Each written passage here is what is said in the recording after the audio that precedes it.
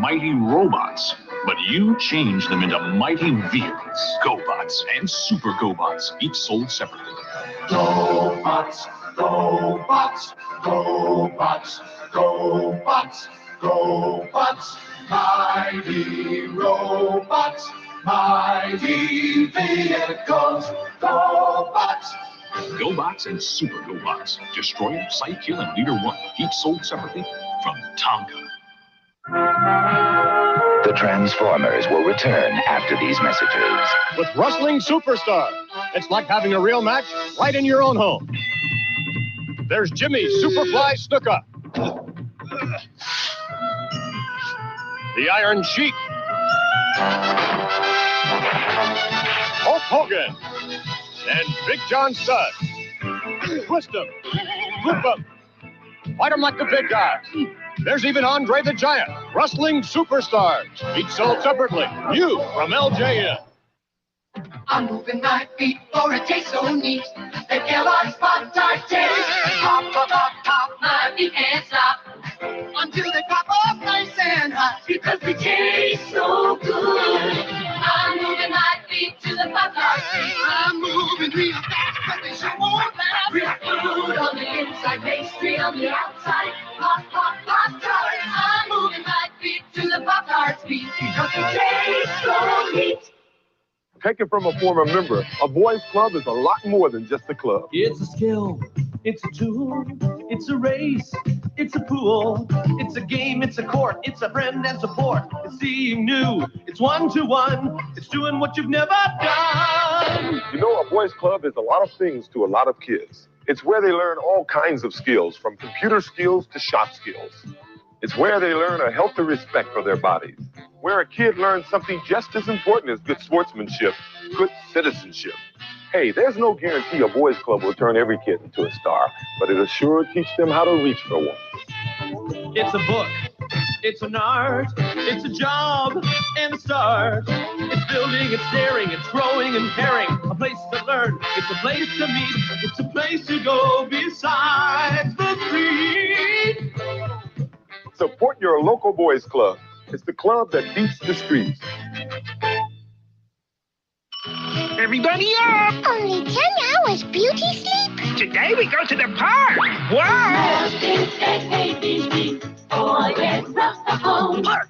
Muffins and babies, for your very own. Muppet babies are soft, cuddly, and cute as can be. Muffins and babies. Oh no, look out, Piggy! Kermit Carter! You're wonderful, Kermit. So are you, Piggy. Muppet babies, each sold separately. New from Hasbro Softies. Catch Yankee baseball at its best when the New York Yankees battle the Milwaukee Brewers today at 2:30 on Channel 11.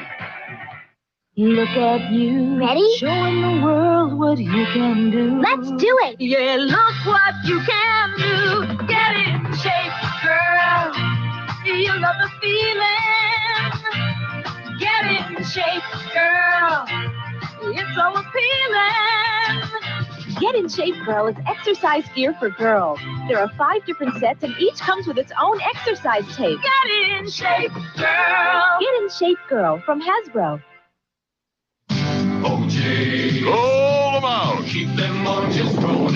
That there's O.J. Joe, rounding up oranges for Kellogg's, where they'll take the sweet juice and put it into new O.J.'s, a crunchy, delicious orange-tasting cereal. Let's eat them up.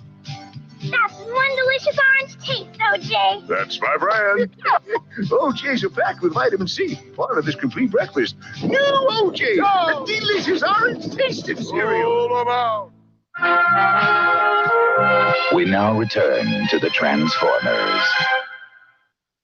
Someday I'm gonna have a fancy skating outfit. Mine's gonna have sparkles and diamonds. I'm gonna be Golden Girl. Golden Girl. And I'll have prettier clothes than anyone. Clothes to wear in the woods of Argonia. Gowns for our victory celebration. Dresses for the palace ball. Golden Girl and the Guardians of the Gemstones. Golden Girl, dolls and fashions, each sold separately. New from Galoob. Little does this dreamer know that in just a moment he'll be toying with the future. He's entering the universe of Spacelink, the new expandable space adventure assembly set. With SpaceLink, he builds powerized rocketrons, shuttles, cruisers, and space stations. Commanded by SpaceLink capsonauts, traveling to futuristic worlds never before imagined, until he links them together. Take a fantastic voyage building your own universe with SpaceLink by Capsella. I didn't know you had a new baby in the family. These are the birth announcements. Well, what's her name? I named her Melissa. She's my real baby. Everything about her. Are you babysitting today? She's my sleepy real baby. Oh, she's a doll. Real baby. Everybody got an announcement about your real baby except me. But you get to hold her. Wow, she feels so real. Real baby and sleepy real baby, each with 5 birth announcements from Hasbro. Today at 12:30, Jim Brown's got his sights set on a fortune in gold in El Condor. Then at 2:30, catch the action when the New York Yankees battle the Milwaukee Brewers live from County Stadium on Channel 11. 11's Alive with a special presentation next. Play our song, Musical Glowworm. I sing you lullabies, I make your days bright. I bring you sweet dreams. I help you sleep tight. We're all your good night friends. Well, Butterfly she's at the pajama party. She's so happy she's glowing. Bedtime. Musical Glowworm will play a tune for us to go to sleep to. Night, night, night, night.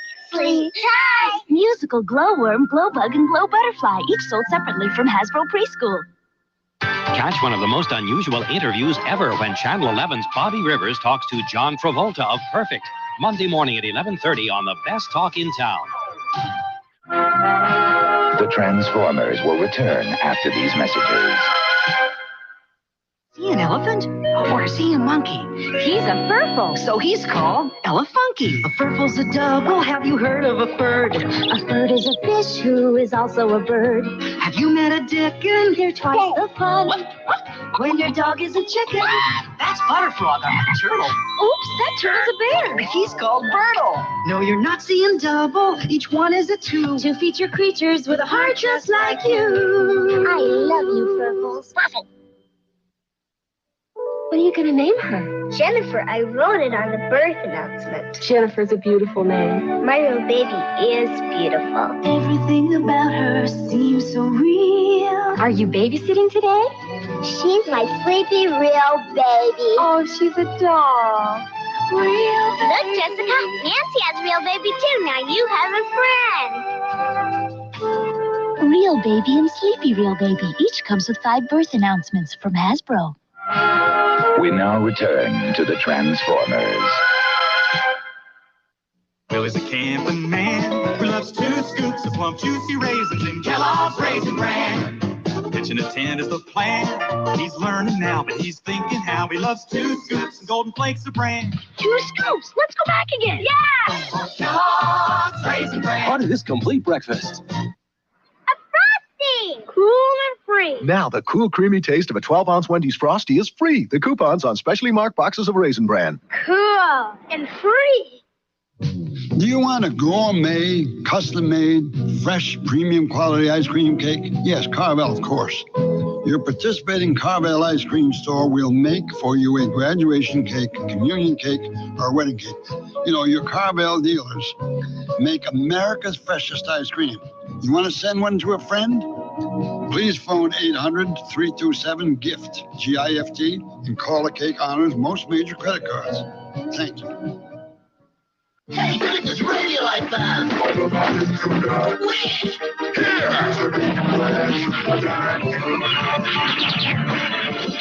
Introducing Blaster. He looks like an innocent radio, but transformed. He's the powerful Autobot communicator. Optimus Prime to Blaster! Watch out for Soundwave! Robots in disguise. Is Soundwave a bust? Blaster and Prime will stop them! The Transformers. The Transformers, each sold separately from Hasbro. Today at 2, catch the action when the New York Yankees take on the Detroit Tigers live from Yankee Stadium. Then at 5:30, Charlton Heston stars in the sweeping saga of a savage time. Go for stealing the capsule! They're getting away in the water moccasin! And with him are the evil new cobras, Firefly, Scrap Iron, and the Baroness. The shark will catch him. G.I. Joe, American hero. They're throwing the capsule overboard! Let's go get it! Way to go, Joe! Go! G.I. Joe Shark comes with diver. Water Moccasin comes with driver. Other figures sold separately from Hasbro.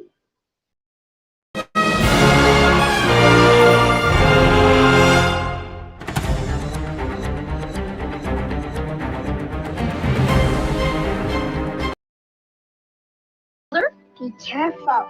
She's my real baby. Hold on, She feels like a real baby. Look at how creepy that fucking thing is, dude.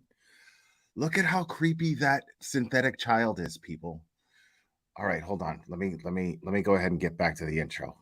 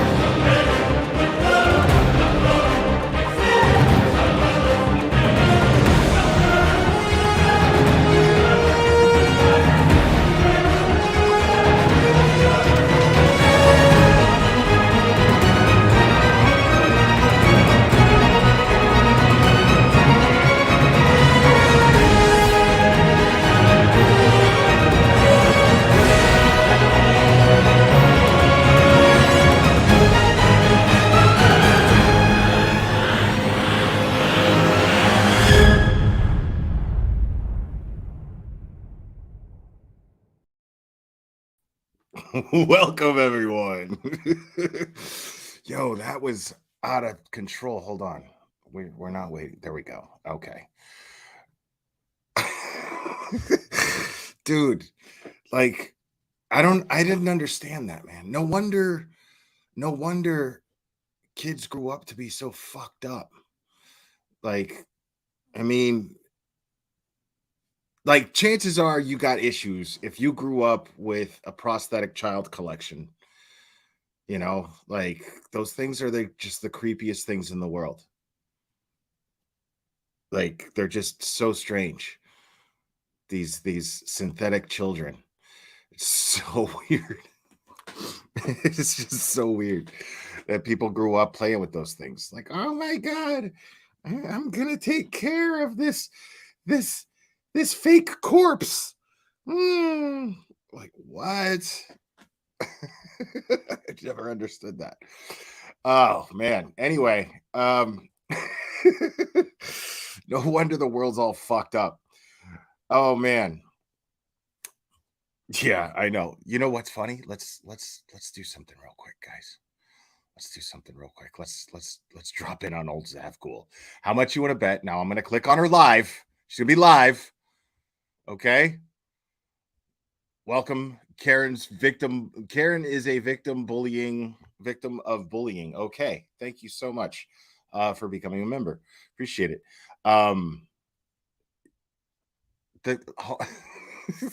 Yes, a fake fetal corpse. That's what people were playing with. This is so weird. Let's drop in on old Zavgul. Hold on. I bet you anything she's doing this. Hold on. And it's gonna be live. It's gonna be live. You ready? She's gonna look confused. You ready? You ready for this?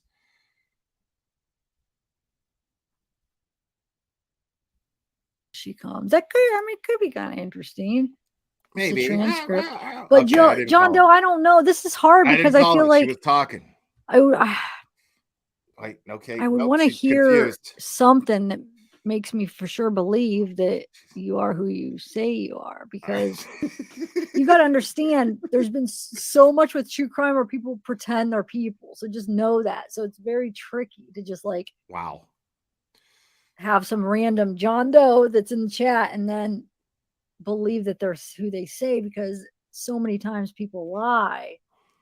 And I'm not saying you're a liar because I don't even know who you are, but I'm just saying I don't know you. So All right, shut up.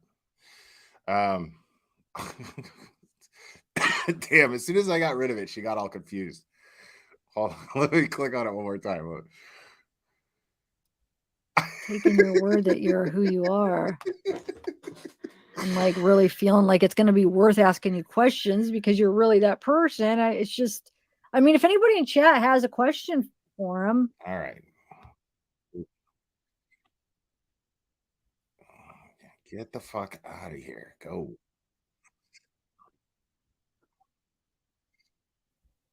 All right. Hold on. Yes, we're going to dance in just a moment, folks. Yes, we are. All right. Hold on. Got to catch up on everything here. Kelly says, let's dance. I say we do it. Let's do it. I think we got a super dad. Super dad. I think we got a super dad. Super dad. Super dad. Super dad. Dad, dad, dad, dad, dad. I think we got a super dad. I think we got a super dad. I think we got a super dad. Okay. Oh, man. Y'all are killing me today. I love it. All right. So last couple of days been interesting. Good for and you know, I don't want to say because yesterday was a great day. Not for the true crime community necessarily. And I'm going to explain why. Like it was a good day because little Charlotte was reunited with her family. She was found safe. She was after being abducted. A lot of the times when these children go missing, they're either not found or at least for a very long time, or they are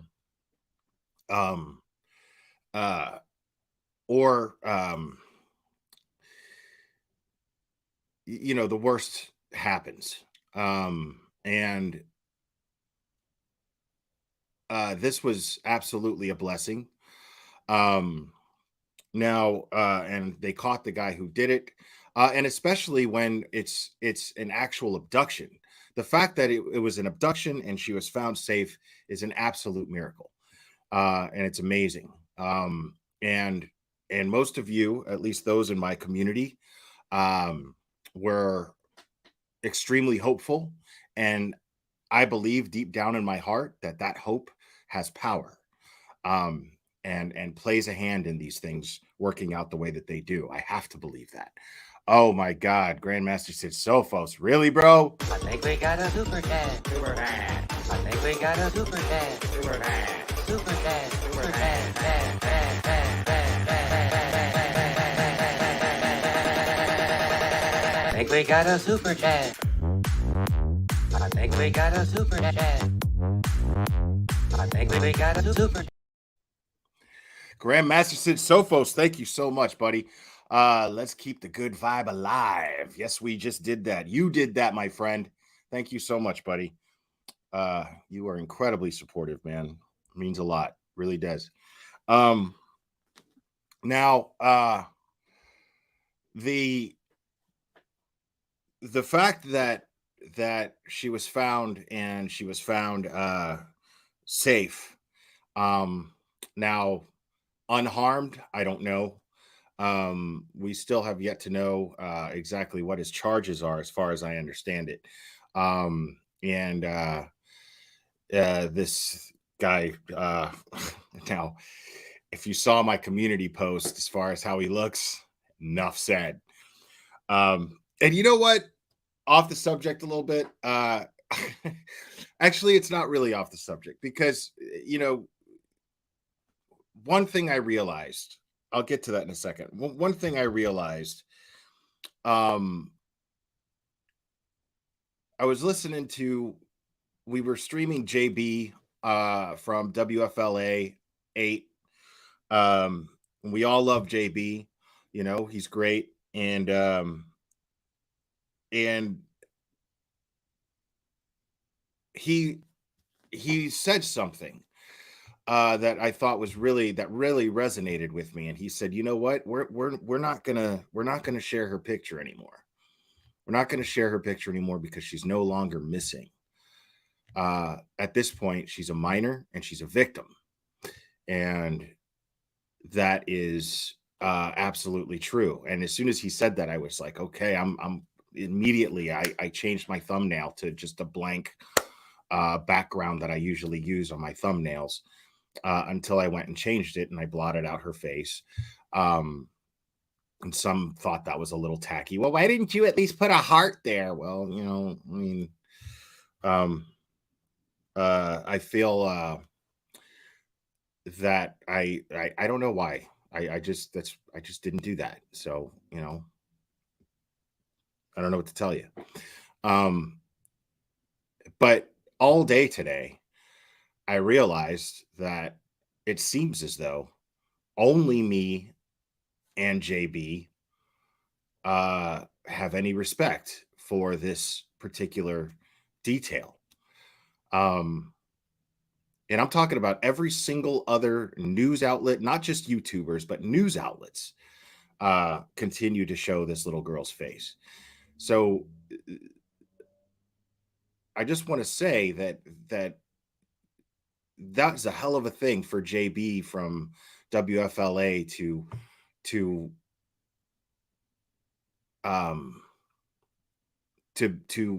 do that on his own, regardless of what everyone else is doing. Just having that kind of respect for a victim really resonated with me. And I respect him on a whole nother level, you know, because I can't call, you know, I mean, who am I going to call out? And before I realized that everyone in the freaking world, including every news outlet, was doing the same thing. You know, I went into Dolly's chat, and I was respectful. And I went into Dolly's chat and I said, "Hey, man, you know, you should take her picture down because she's no longer missing. She's a victim and a minor. Who knows what went on in those 48 hours that she was missing? We have no idea. And hopefully nothing. This man is not on the registry. We don't know anything about him except for he got a DUI in 99, and that's it. So maybe he was just holding her for ransom. Maybe he didn't harm her at all. And I'm really, truly hoping that that's the case.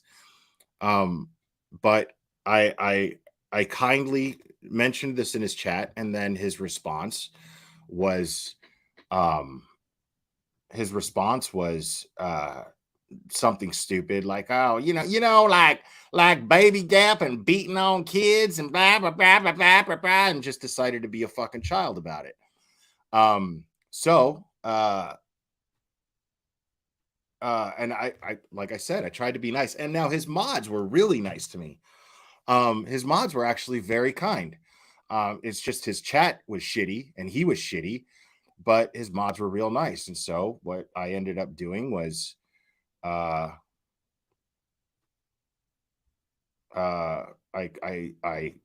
decided, well, if you're going to be a child, I can be more of one. And I made that. I wasn't going to do it. You know, like I gave him the opportunity to be nice, be respectful. I always do this. I always do it. I was in this chat and I was just like, dude, and I was really nice to him about it, man. And then he goes and decides to be a douchebag as expected. And then I'm just like,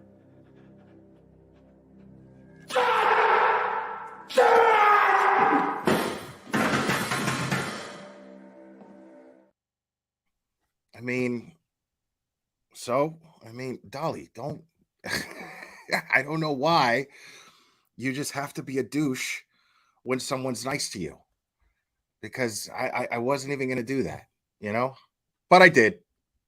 It's there. So yeah, Oh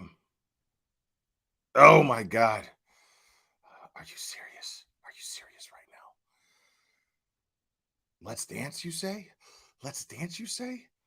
Oh my God. I think we got a super cat. Super cat. I think we got a super cat. Super cat. Super cat. Super cat.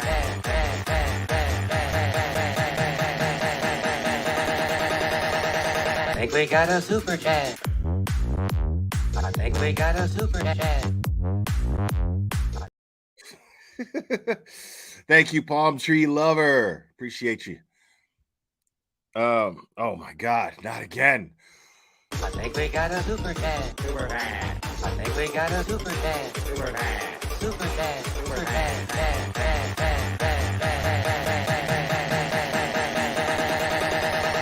I think we got a super cat. I think we got a super cat. Lisa Oldhams, thank you so much. Holy crap, Will.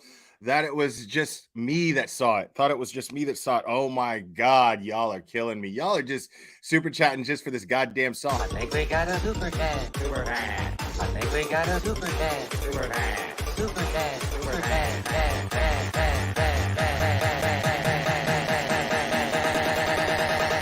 I think we got a super cat.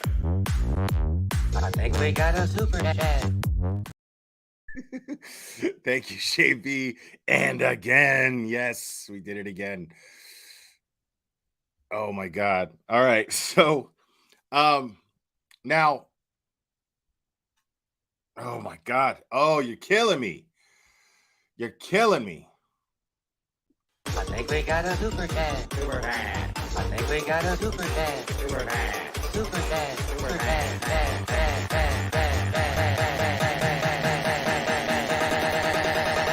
I think we got a super cat. I think we got a super cat. Oh, Ryan. You're killing me, Ryan. I love it. Kill shot report. Thanks, buddy. One more again, Big Will. You got it, man.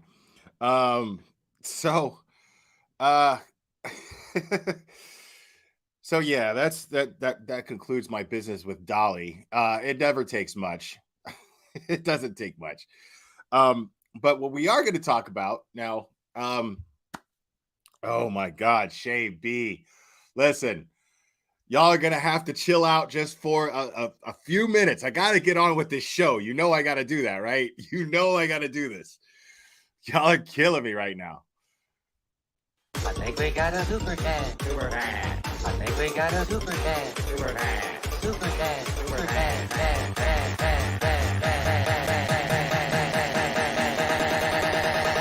I think we got a super cat. I think we got a. Shay B just did it to troll.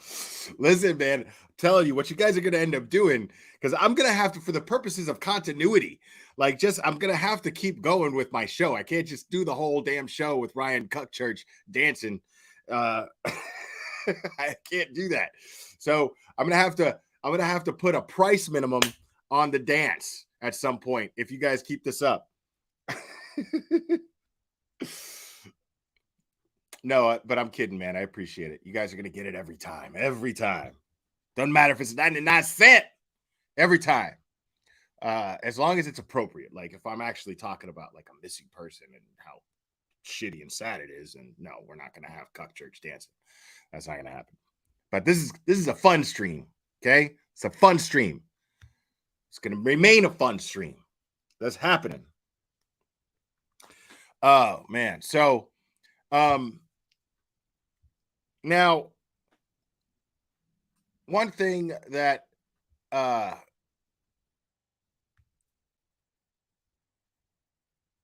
noticed during all this, I mean, when you have cases like this, missing persons cases, you have people who actually care, and then, okay, there you go. There you go. Okay. This is a purchase to not do the super chat song. Oh my God. But Lenore, it's just that, you know, I mean, I'd love to oblige you, Lenore. Thank you. But, you know, I think we got a super cat. Super cat. I think we got a super cat. Super cat. Super cat. Super cat.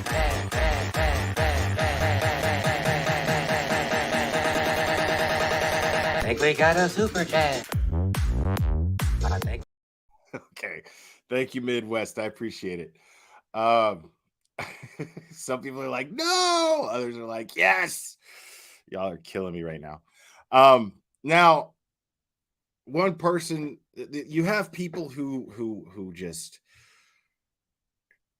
actually care about finding missing people, want to put their information out there, want to get as much attention on it as possible, want to use this community, utilize the community is probably a better word, utilize the community in order to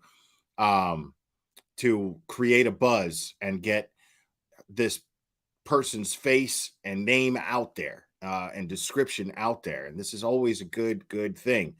And I was very touched by how this community came together on that. But then, of course, you have some that are doing it for that reason. And then you have others that are doing it because they're opportunistic douches. One opportunistic douche that we know would be Battery Betty.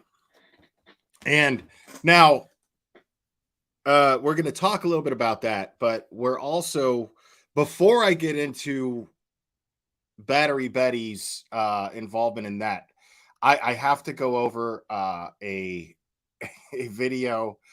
And this, of course, you guys know what I say. You guys know it. Blessed are the clip channels.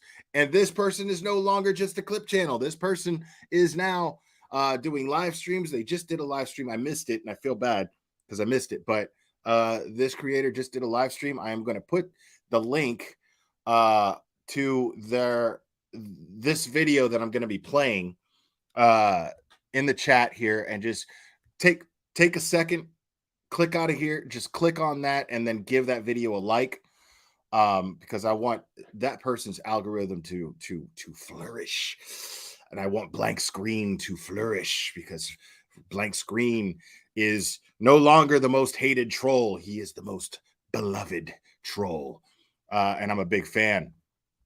So go ahead and give Blank Screen a like on this video, because we're gonna review it. And I love his filters. They're just perfect. I had to use an image from this for my thumbnail. Blank Screen is just a beautiful human being. There he is. What's up, Blank Screen? Yeah, we're gonna go over your rage video, buddy. This is gonna be fun.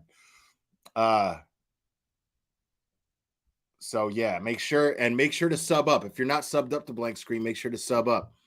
Blank Screen is one of the beloved people in this community, one of the fellow creators who calls out the shit bags, and it's necessary. Some people don't like it. I know I've got some new. I managed to build my audience a little bit yesterday, covering the Charlotte case. As you can tell, I'm trying to refrain from saying her last name too much, because I mean, there are creators, dude, like creators I like too, man, that used the family photograph of this family in their thumbnail after she's found, like as she was found. You know what I mean? Like you know, saying in the thumbnail that she's found, and then like the whole family put other kids in the pictures on the, I mean, it's like, come on, man. Do you not give a shit about what these families are going through? But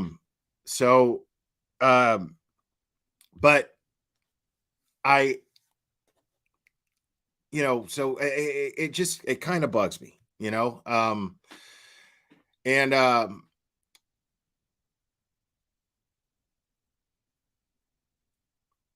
And yeah, she totally used the C word.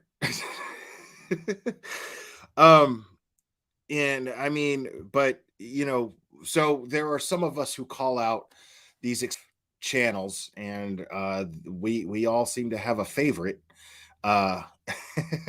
Betty is, bar none, my favorite of all the exploitive channels, and my most favorite to call out. It's so much fun to do so. So, because I mean, she knows exactly what she's doing. She's fully aware of it. So I feel no guilt at all.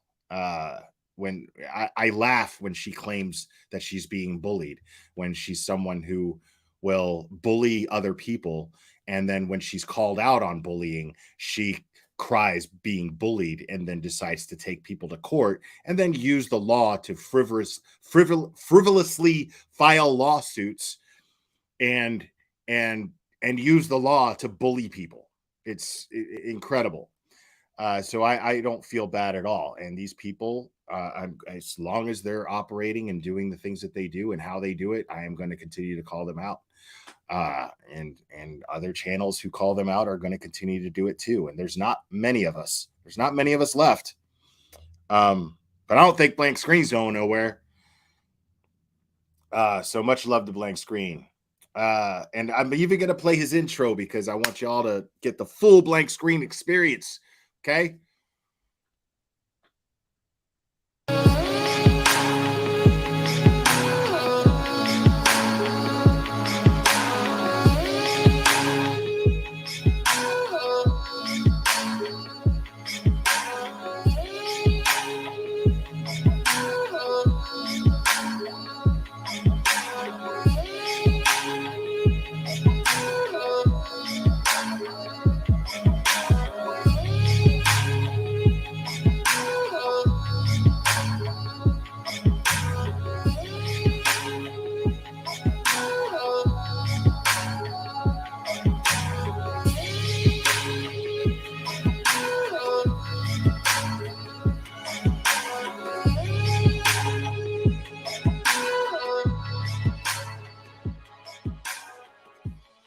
Now, I want to be very clear about something too, because some people think, and this is for, the people new to this channel. Some people think that this stuff that I do is drama. Sometimes the drama comes out. I'm not gonna lie, it does happen from time to time. Sometimes I get, and then I just, I'll call out some shit that is personal to me. This stuff is not personal to me. To me, drama is personal bullshit. People fucking going back and forth with each other on YouTube. I don't do that. Not normally anyway. Not very much at all. This is always, to me, is about people who exploit victims and calling them out. That to me is not drama. Now, if you consider it drama, that's fair. Look at things however you want, and that's fine. I certainly don't. I personally don't. And if you choose to look at it that way, that's perfectly fine. Your opinion is your opinion. But to me, the difference between me and a lot of other true crime creators is that in order to be more successful with their channels, they don't call these things out. They will, quote unquote, stay in their lane. That's cool. And that's fine. And I respect that. But there are things that happen on this platform that it's not in my fucking DNA to not call it out. I have to call it out. If I see people doing horrible, nefarious, fucked up shit, and it affects families, and these families are treated like they're characters in some stupid Lifetime movie, I get upset. And then I have to speak up on it. I just don't know how to keep quiet about stuff like this. And for those of you that are new to the channel, this is what you're going to get. I'm not going to change. I'm not going to stop doing it. I understand if it's not your cup of tea, but I want you to know that there are times where I cover cases, and then there are times where I call out this stuff. And calling out this stuff is just as important to me as covering these cases and putting out information on these cases. I don't cover these cases just for the sake of content and building my channel. I want to be very clear about that. I actually give a shit about these people who are affected and have these terrible ordeals that take place in their lives that change their lives for the worst. So I absolutely care. And when I see people exploit this for merely personal gain, then I get upset. And I'm not calling out people for, obviously, I mean, content is content. Super chats are there for a reason. Cash apps and PayPals and all that sort of thing. I'm not calling anybody out for making money, man. Make your money. Nothing wrong with that. But if you're doing it off of the back of someone who is already hurting, and you're hurting them further because you think that spreading false rumors about them is somehow going to build your audience, because people are drawn, and you want those cockroaches. You want to draw the rats and the cockroaches to your channel who are attracted to this kind of shit, then I'm going to call you out. It's just how it is. And you can call me out back, and you can do whatever you want. It's all fair. Everybody here is exercising their First Amendment rights, and there's absolutely nothing wrong with that. I encourage you to say whatever you want, speak your mind and speak your opinions, but I am not going to stop doing that myself. Okay? If I see something that sucks, I'm going to say it sucks, and I'm not going to do it, and I'm not going to avoid doing it just because it's going to affect the way my channel builds and the pace that it's going to go.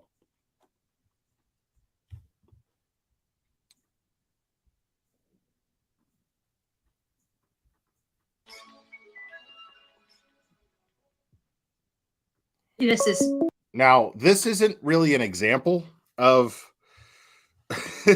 this isn't really an example of what I'm talking about here. This person is, but this video is not.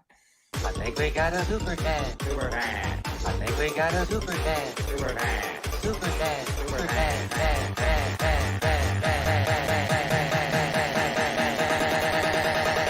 I think we got a super cat. I think. Thank you, Lori. I just wanted to interrupt you. Just kidding. Except you did, so you weren't kidding. But it's okay. I'm perfectly fine with that. Thank you so much. I appreciate it. So yes, there are times where most of the videos I do about this person, but this is just a meltdown. This shit is just funny. This video here, but we're going to go into some of the exploitive stuff afterwards. But this is just humorous. This is just funny. This is getting bad. This is Betty. Yes, I have a question about you putting down head. I don't have time. Oh my God, dude. Man, headstones and headlines is really getting under her skin. It must be so frustrating for her too. It must be so frustrating for her. Now, Betty looks older because Blank Screen is just a creative genius when it comes to these filters, and just makes her look how she should look. These filters absolutely match her personality in an uncanny way. So I absolutely love it. Oh, she doxed you today? Big shocker. Well, good for you. Yeah. I mean, yeah. So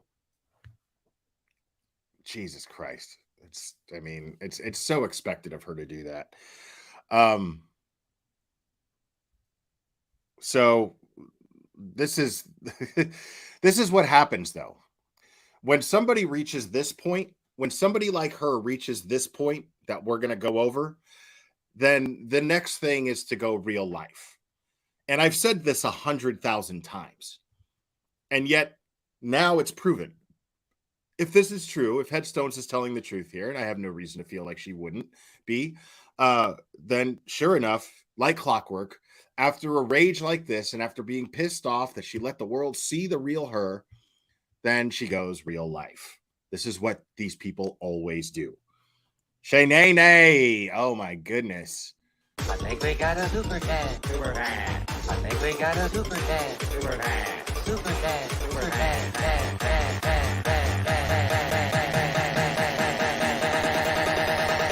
I think we got a super cat. I think we got a super cat. Thank you, Shay-nay-nay. Let's see what you're saying here. Sorry, I am late. I got to call it out. I am always a respectful mod when you are on Dolly's channel. Love you, Glare. I appreciate that. Thank you. And I know that's not easy for you, considering the crowd, you know. So that's really it's actually very commendable of you. That makes you a stand-up person, I would say, when you're in an environment like that and everyone is going one way and you're still respectful and kind. That speaks volumes of your character. So I really appreciate that, Shanae. Means a lot. Thank you. Time for you. This is my show. We're talking about a missing child, not your petty bullshit. Do you understand that? And here, let me make this very clear. Headstones and headlines can go fuck herself. Okay? She's destroying our children in this. You know what I'm going to do? Y'all are going to hate me for this. Y'all are going to fucking hate me for this. I'm putting her in slow mode, though. I'm doing it. This is getting bad. This is Betty. Yes, I have a question about you putting down head. I don't have time for you. This is my show. We're talking about a missing child, not your petty bullshit. Do you understand that? And here, let me make this very clear. Headstones and headlines can go fuck herself. Make this very clear. Headstones and headlines can go fuck herself. Okay? Here. Headstones and headlines can go fuck herself. Okay? Headlines can go fuck herself. Headstones and headlines can go fuck herself. Okay? She's destroying our children in this country. Okay, so Headstones and Headlines is a teacher. That's all I'll say. I mean, that's all I know, honestly, but that's all I'll say. That's all anyone needs to know. But there's nothing about what Headstones and Headlines is doing with her channel that would indicate that she's destroying our children. There's nothing to indicate that at all. I mean, she talks about her. That's all she does. That's all she does, pretty much. She'll cover cases as well, but as far as like anything that's even remotely controversial, she talks about Betty, and it's not even controversial because all she does is tell the truth. So I mean, I don't see the issue here. She's destroying our children. I mean, but it's just very funny to me. So now I am going to play this in slow-mo, folks, because I feel like the slow-mo voice fits the filter that homeboy blank screen had put on there. So yeah, this is it's the slow-mo stand, folks. So if you want me to talk about putting someone down, there you go. I don't have time for her. Okay. Except you spend this entire time making time for her, which I find really funny because it's always about the kids, right? This is about a missing child. This is about a missing child. Except if it were about a missing child to you, you would simply just make it about a missing child. You wouldn't even acknowledge this shit. Simple. You have mods. Mods just boot the fucking people out of the chat. That's it. That's all you got to do. It's not even a thing. Like, it's the easiest fucking thing to do in the world. Like, if I'm covering a missing persons case and I've got a chat full of trolls and I've got mods in my chat, I'm not acknowledging them. I am simply sticking to the task. I am staying on task. And that task is putting out that information on that missing child. That's all I'm going to do. I mean, so don't sit here and tell us that this isn't about drama and you're not a drama channel when you turn this into drama.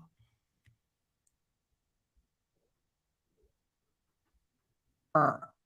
We talk about true crime here, not drama and bullshit. Take your petty ass shit someplace else. Nobody gives a damn about that little girl, okay?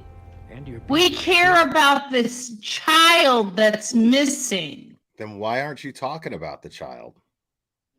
Why If not? you don't like me putting down headstones and headlines, then get the fuck off my goddamn channel. Oh my God. She's super mad.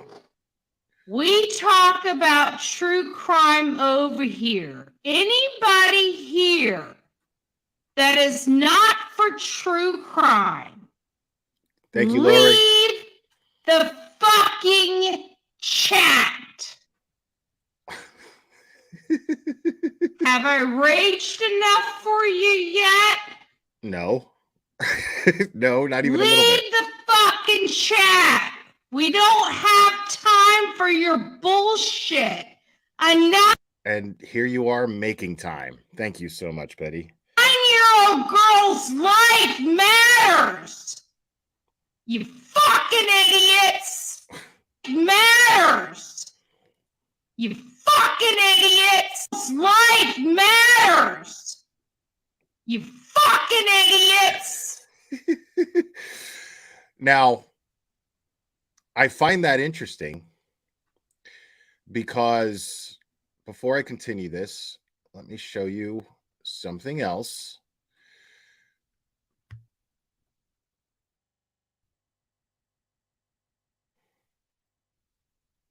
This is very fascinating to me.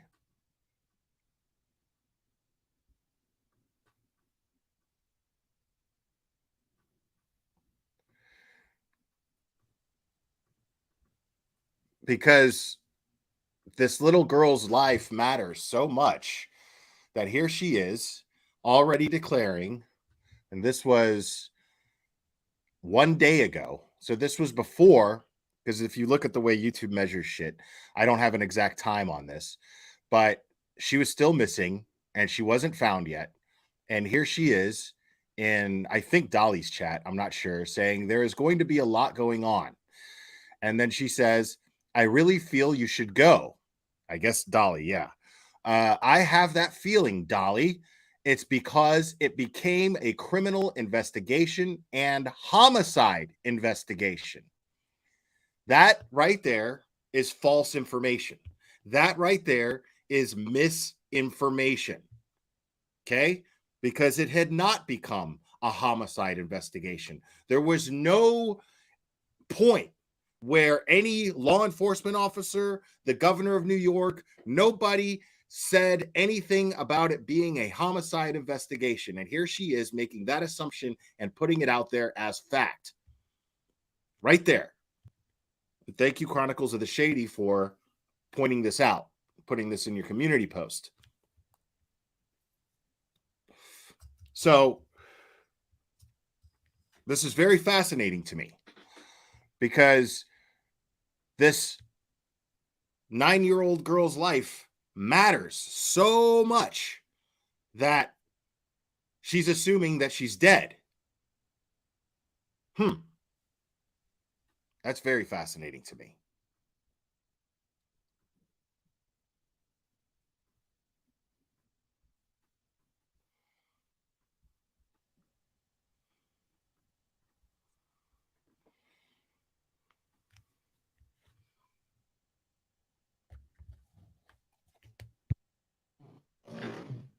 Now.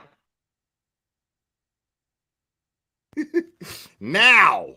Do you feel like a 9-year-old child that's been abducted deserves a little more airtime than a stupid teacher? If you do, put a fucking one in the goddamn chat. Okay. I love someone who has absolutely no education whatsoever, no professional title whatsoever, calling a teacher stupid. That's fascinating to me. Now, I don't know headstones and headlines. We've never spoken privately. I've been in her chat. I think we've been on the same panel maybe once or twice. But A, I don't get the indication that she's stupid. And B, regardless of the fact, regardless of whether or not she's stupid, Betty is not someone who gets to call a teacher, someone who went to college, got a degree, and is currently engaged in a career where she is teaching children, okay? Where she has a hand in shaping the future. This person right here, her, she doesn't get to call anybody stupid.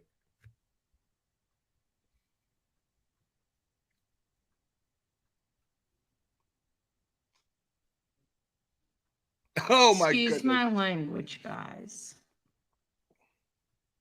Who's gonna pay for my cuss words? I think we got a super dad. Super dad. I think we got a super dad. Super dad. Super dad. Super dad. Dad, dad, dad, dad, dad. I think we got a super dad. I think we got a super dad. Shanae, thank you again. Olay made a video stressing he was turning around because it went from a missing child to an abduction. Now, that's the thing. It was never officially said that it was an abduction. They said that they have, I forget the exact words that they used, but they never said that it was an abduction. That state trooper during that press conference, that first press conference, said that they were going to investigate it.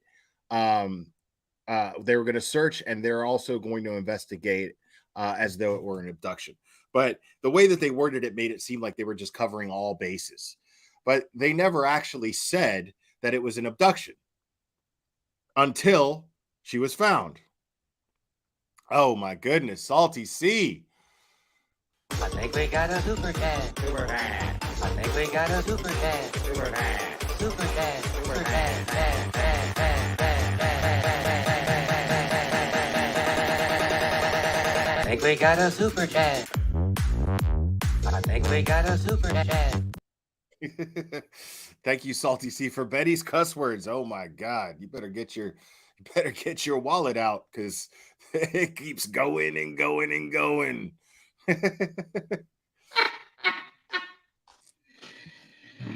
The GD was $15, and God forgive me for that.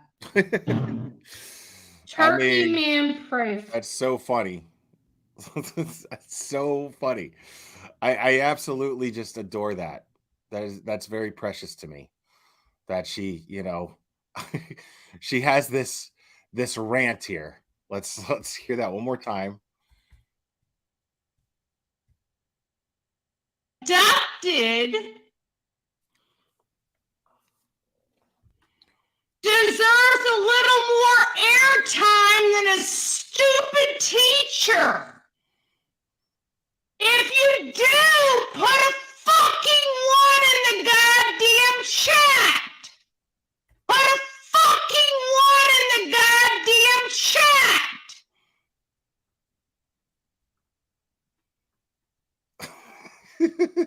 Excuse my language, guys.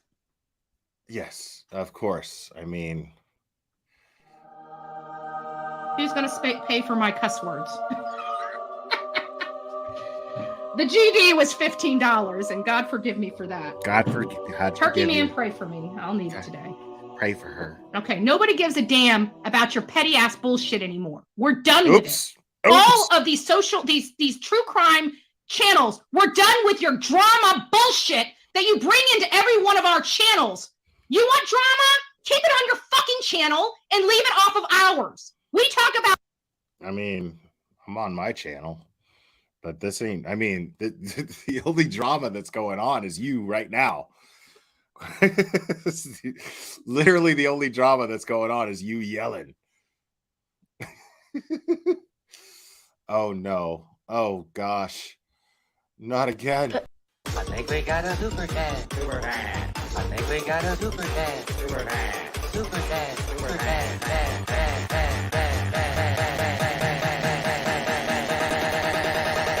I think we got a super cat. I think we got a super cat. Reluctant Healer says, thank you so much. Says, can someone please tell her her chair looks like a uterus? Please, maybe blank screen can do it. It looks like a uterus. Oh my god. That is so good. Y'all are fucking on fire today, bro.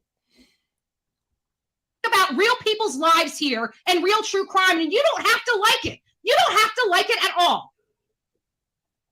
But you don't get to keep coming over here every fucking day and disrupting when we're trying to advocate for a 9-year-old child that's missing and abducted. You fucking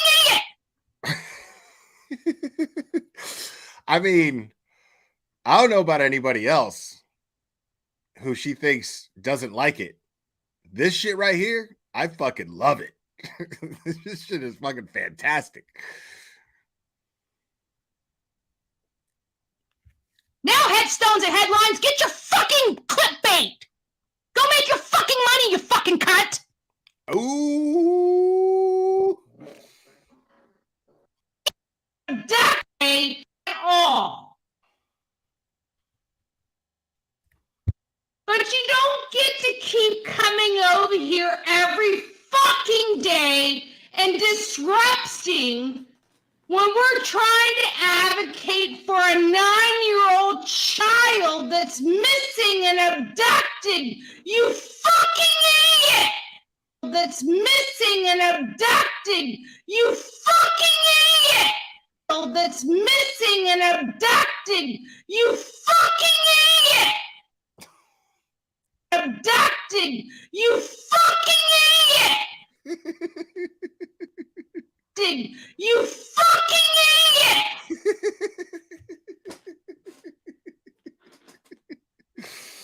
This is fucking gold, bro. Now headstones and headlines, get your fucking clickbait! Go make your fucking money, you fucking cunt! Ooh, oh! What? Betty, did you just pull a glare? You did not. You did not. Stop it right now. Fucking cunt! Go make your fucking money, you fucking cunt! Fucking money, you fucking cunt! Wow. Jeez. Now, hold on. Now, I mean, let us pray. Dear sweet baby Jesus, dear sweet baby Jesus, please, Lord, please forgive Betty for her transgressions with her language, please, with all her bad language. Please forgive Betty. Please help her. Please guide her through these transitions, these transgressions, these trials and tribulations. Okay.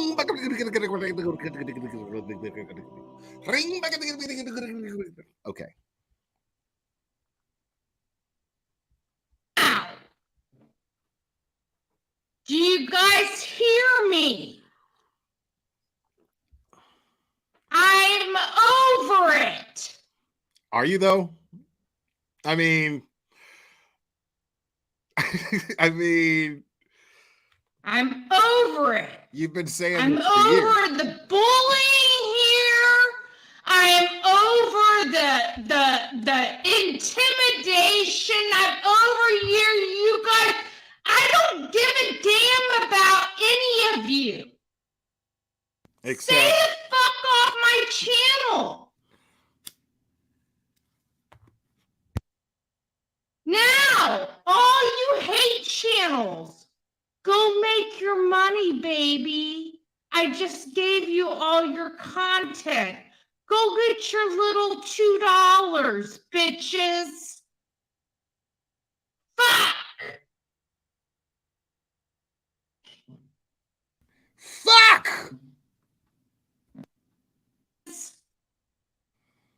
Fuck! Fuck!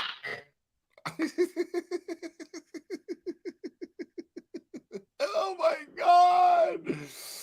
Oh, that's. I think we got a super cat. Super cat. I think we got a super cat. Super cat. Super cat. Super cat.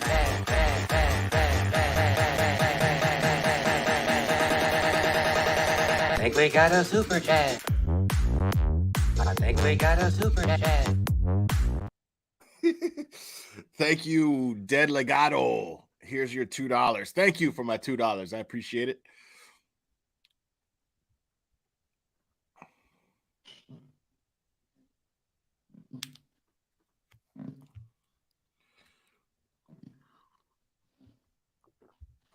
Wait, I gotta hear that fuck one more time. Fuck!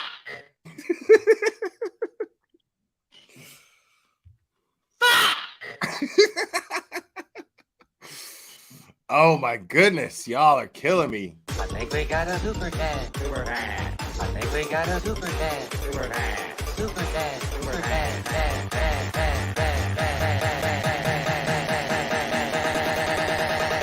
I think we got a super cat.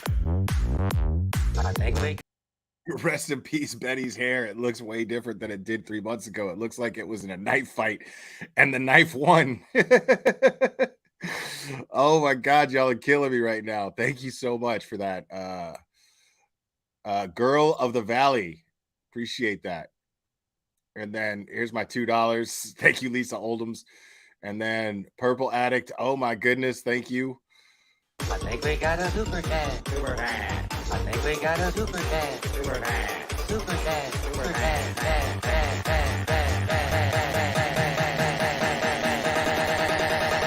I think we got a super cat. I think we got a super cat. I think we got a super cat. I think we got a super chat. Super chat. All right, I had to do 2 in 1 there because we got to get on with the show, folks. I'll be here all night. Thank you guys so much. Now, there's a 9-year-old child missing if anybody gives a damn. Oh my God. She was abducted, probably dead, if anybody gives a damn. Wait, what? What? What you say? If anybody, she was abducted, probably dead, if anybody gives a damn. Abducted, probably dead, if anybody gives a damn. Probably dead, if anybody gives a damn. Okay. Now, again, folks, at this point when she made this video, it was not confirmed that she was abducted. And she's already jumping to the conclusion that she's dead. And we saw in her around the same time where Dolly was live and she was in his chat, she was making the assumption that she was dead as well. This is why this is dangerous. I'm going to get a little serious here, folks, because I'm going to repeat myself.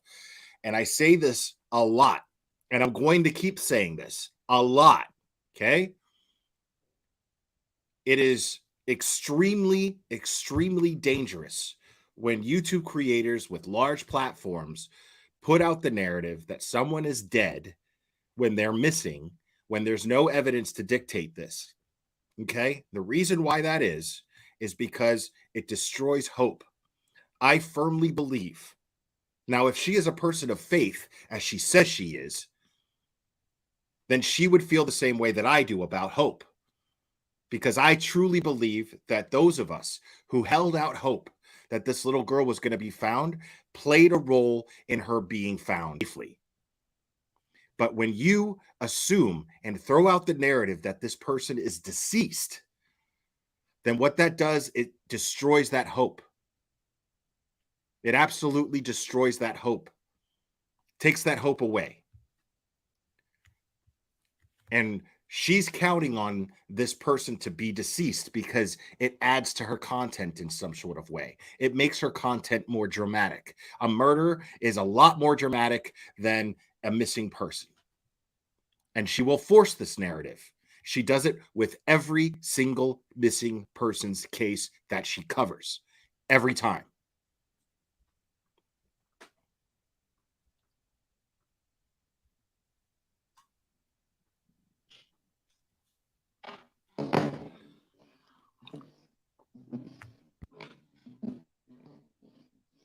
Now that you guys know how I feel about these animals on YouTube, I don't give a rat's ass. Move on.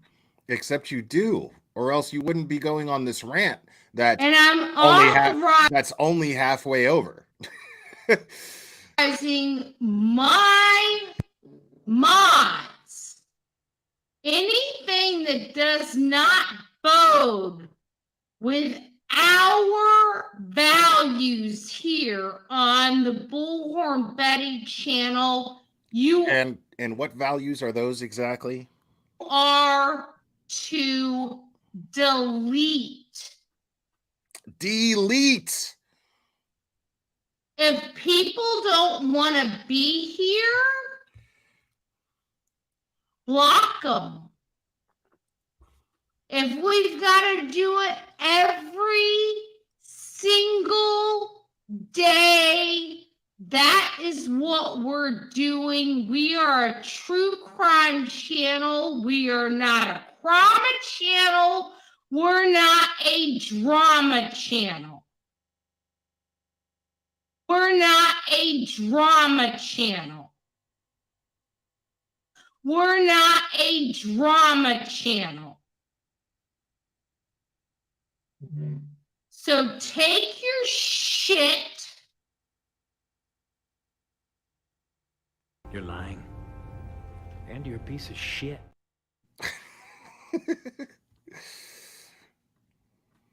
Someplace else. Go find another sucker to drag into your bullshit to make you money. So how did you like that? Loved it. I want to ride that horse again sometime. Ooh, yeah. Wow. Oh my gosh. Always, always. Money, money, money, money, money, money.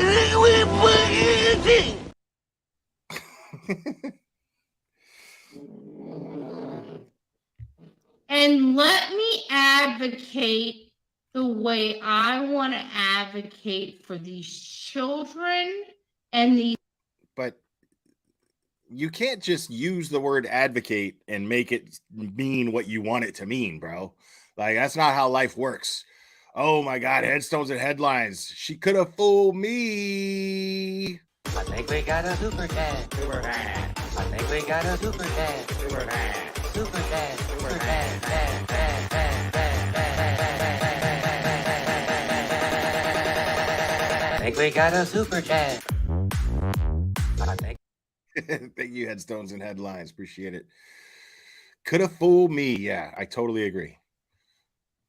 These families. I don't owe you a damn thing. I don't answer to you, and I'm not going to continue to do this.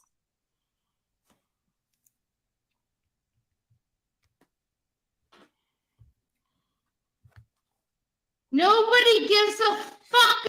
I wish I had like a compilation of like how many times she said, I'm not going to continue doing this. Which, I mean, I don't know how many videos I've done where she said this. I'm not going to keep on doing this. I'm not. No, this is take your drama somewhere else. This isn't a drama channel. We advocate for children here. The ones that should be euthanized, including, and the ones that are dead but aren't actually dead. Okay? Talk about these small ass channels. They care about a 9-year-old girl that was abducted off her bike. Fucking idiots. You can't fix stupid here. Clearly.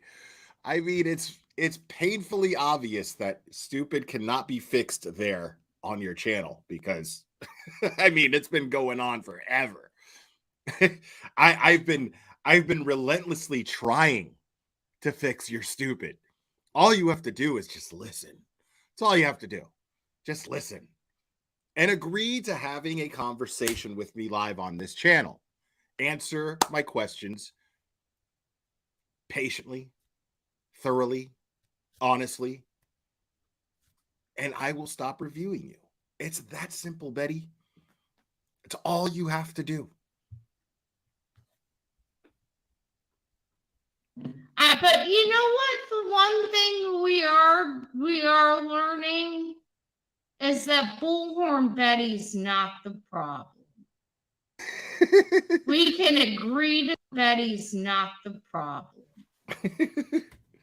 Is that Bullhorn Betty's not the problem. Is that Bullhorn Betty's not the problem. Is that Bullhorn Betty's not the problem. Self-oblivion verbalized, folks. Verbalized. We can agree to that. Bullhorn Betty is not the problem on the streets of YouTube. You Dude. guys have you guys went. She just said that shit out loud and with a straight face.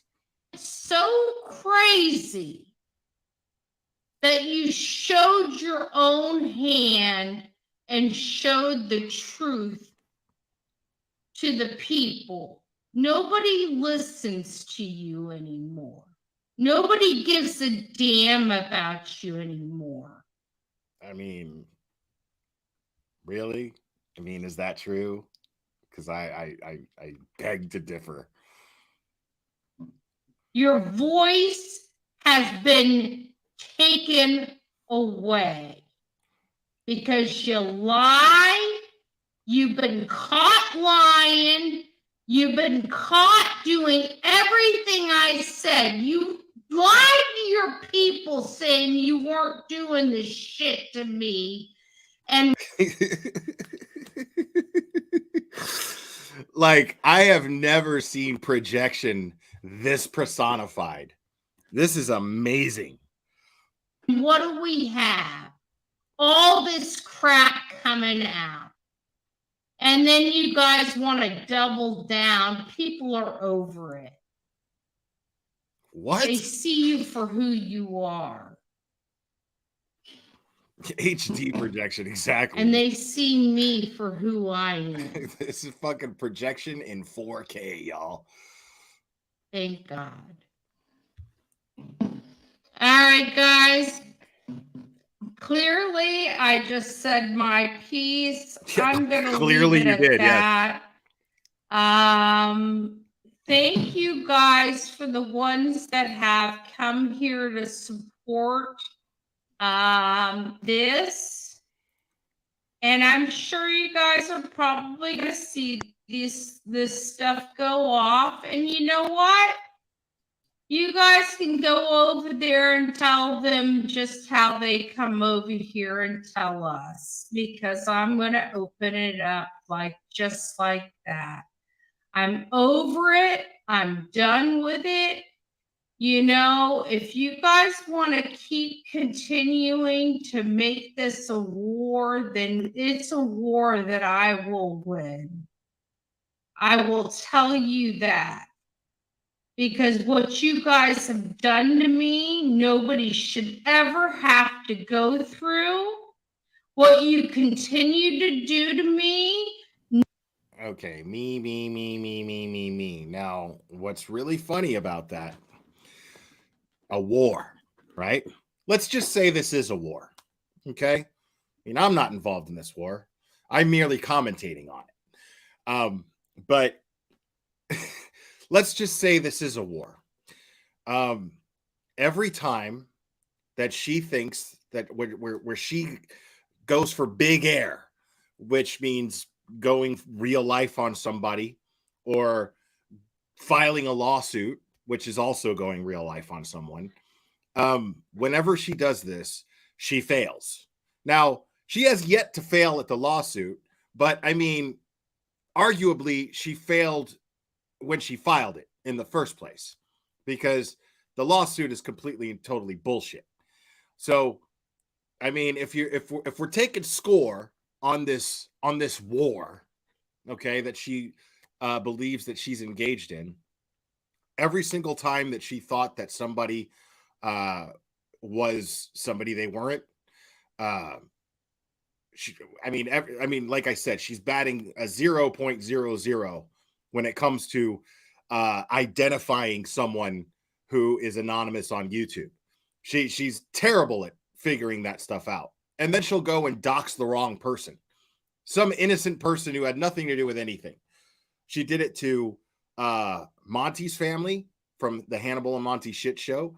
Then she took Frank to court, Crude AF, lost. And then now she's filed this lawsuit against Queen Bee. And Queen Bee, now this is the thing is, this is another thing that probably hasn't been talked about. I don't know if it has been or not, but I guarantee you that the judge is aware of her past when it comes to filing lawsuits. I'm sure the judge is aware of her criminal record. This is already a bad look. Guaranteed. So now my prediction on this lawsuit with Queen Bee is this judge is going to look at everyone involved in this case like they're all idiots. He's gonna look at Queen Bee like she's an idiot and Bullhorn Betty like she's an idiot. He's sitting there going, fuck this case. You know, it's a big waste of his time. It's a waste of resources for the courts. I mean, it's pathetic. The law is not designed for shit like this. The law is not designed for idiots to fucking use as weapons against each other for YouTube drama bullshit. It just isn't. And honestly, and I realize people, you know, I realize that my personal opinions of Queen Bee are probably playing a factor in this too. But I'll be honest, I hope that the judge makes an example of both of them. That is exactly what I hope the outcome will be. Because I don't see her winning this lawsuit. And I don't see Queen Bee losing her countersuit.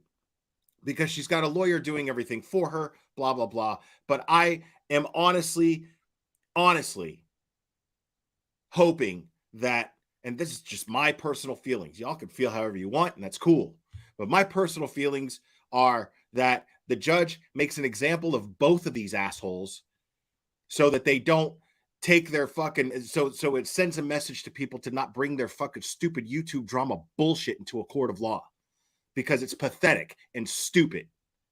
What they are fighting and arguing about is pathetic and stupid. Like it really is. At the end of the day, it's no different than any of the other feuds that go on in the drama community. It's really pathetic. It's no different than MGL fighting with Laura or, you know, it's then this person arguing with that person and you lied on me and you said this and you said that and you're a liar. You're not going to lie on me and blah, blah, blah, blah, blah. It's fucking dumb. And then these idiots took it to a court of law. So I really, really, truly hope that the judge makes an example of both of them. Both of them. It's fucking stupid. Like, this is our fucking, this is our system, dude. This is our civil court system, man. And these two grown-ups, these two adults can't simply just work out their shit. You can't handle somebody talking bad about you. Like, are you fucking serious? Dude, I got people right now spreading false rumors about me that, I mean, are ridiculous. Totally spreading false rumors about me. You hear me whining about it and saying, I'm going to sue you. I'm going to sue you. No. That's, I mean, it goes with the territory. If you put yourself out here on a public platform, you are subject to criticism, and you're also going to be subject to people lying about you. People who don't like you are going to say shit that isn't true about you. And it's a question of whether or not you have the fucking skin to be able to take it. Instead, you're going to cry to mommy, which is a judge in a court of law, and say, can you handle this? Take care of this for me. Fight my battle for me. You settle this. Because you can't fucking, you don't have enough fucking maturity to settle it yourself? Fucking ridiculous, dude.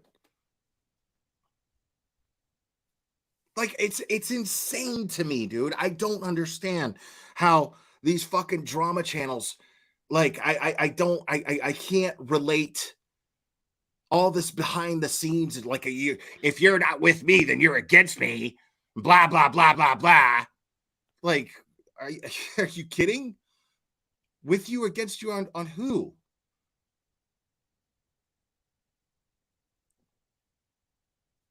No, Petty Patty, you're right. Petty Patty, you're right. And like I said, I you know, I agree with you on that. And I'm not disagreeing with you on that. But what I'm saying though, and I also admitted that a lot of it has to do with my personal opinions on Queen Bee as well. But what I'm saying is it's just pathetic. Because if you look at the shit that these channels do, it's, I don't like this channel. And if you're siding with that channel, then you're against me. And then all this bullying takes place behind the scenes, and these people fucking gang up on each other, and then they start trying to dox each other. And it's just like, what the fuck is going on? Don't you have a fucking life? How pathetic are you? Because that's always the go-to. That's always the go-to. I want to find out who this person's real name is. Why? For what? Why do you want to know that person's real name? For what? I want to know who they are. I want to know what their life is like. Why? For what?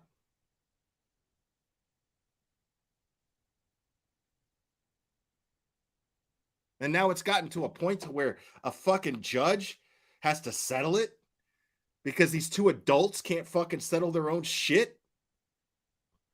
Fucking stupid, man.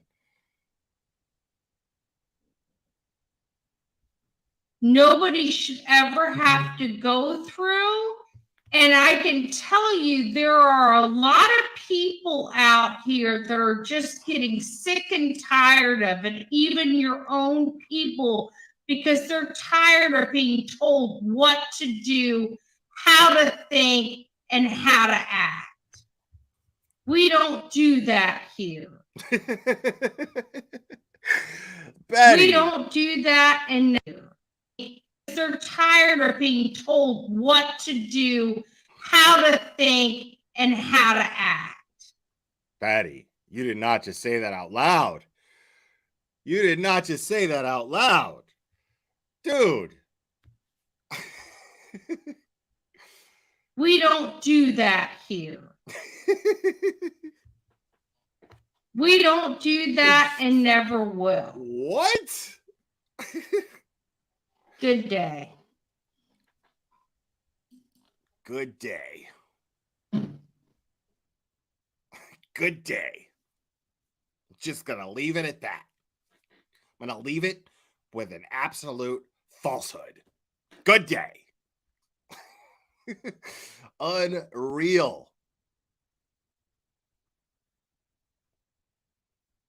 All right. Now we're going to go on to, this is something I find very interesting. I started to go over this yesterday, and I'm going to play it at regular speed.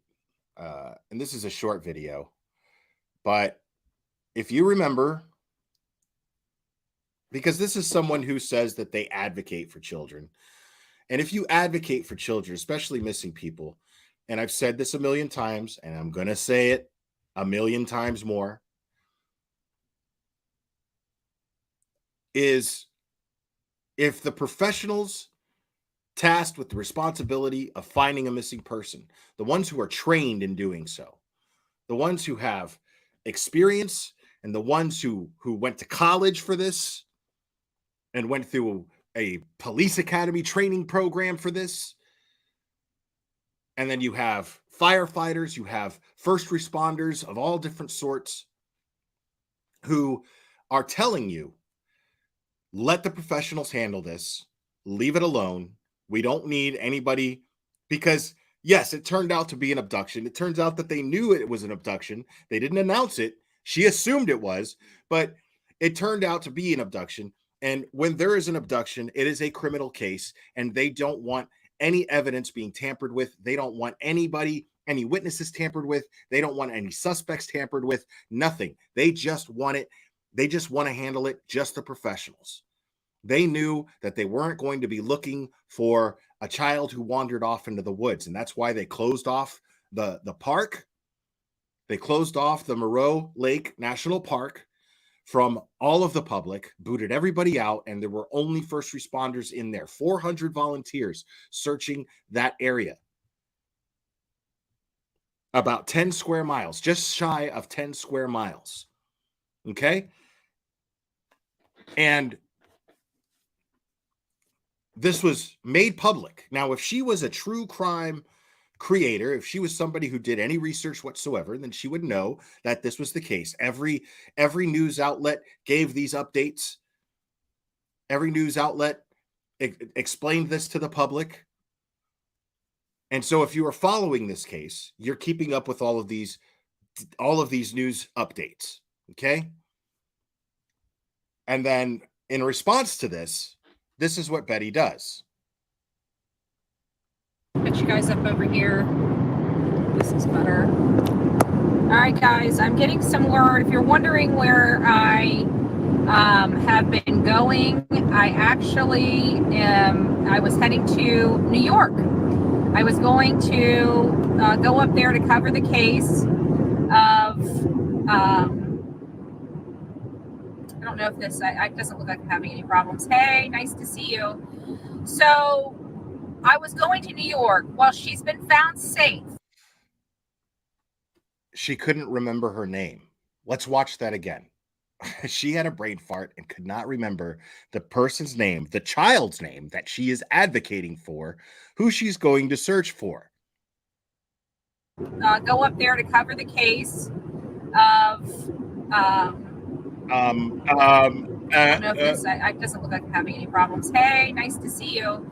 So I was going to New York. Well, she's been found safe.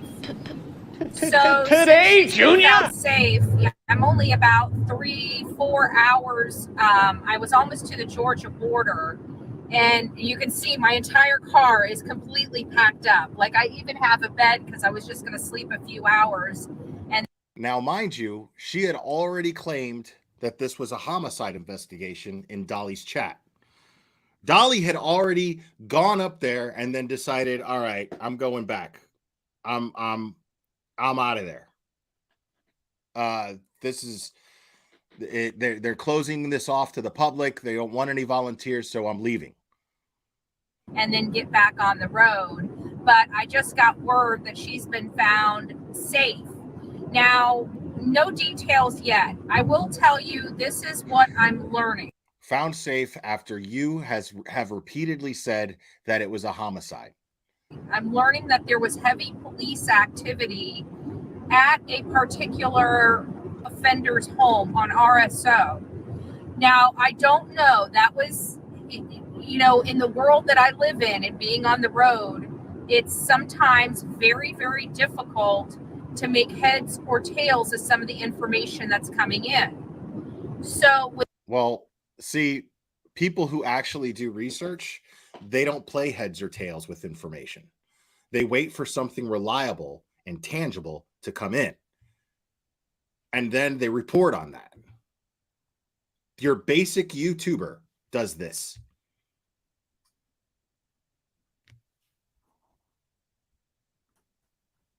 Heads or tails. Unreal.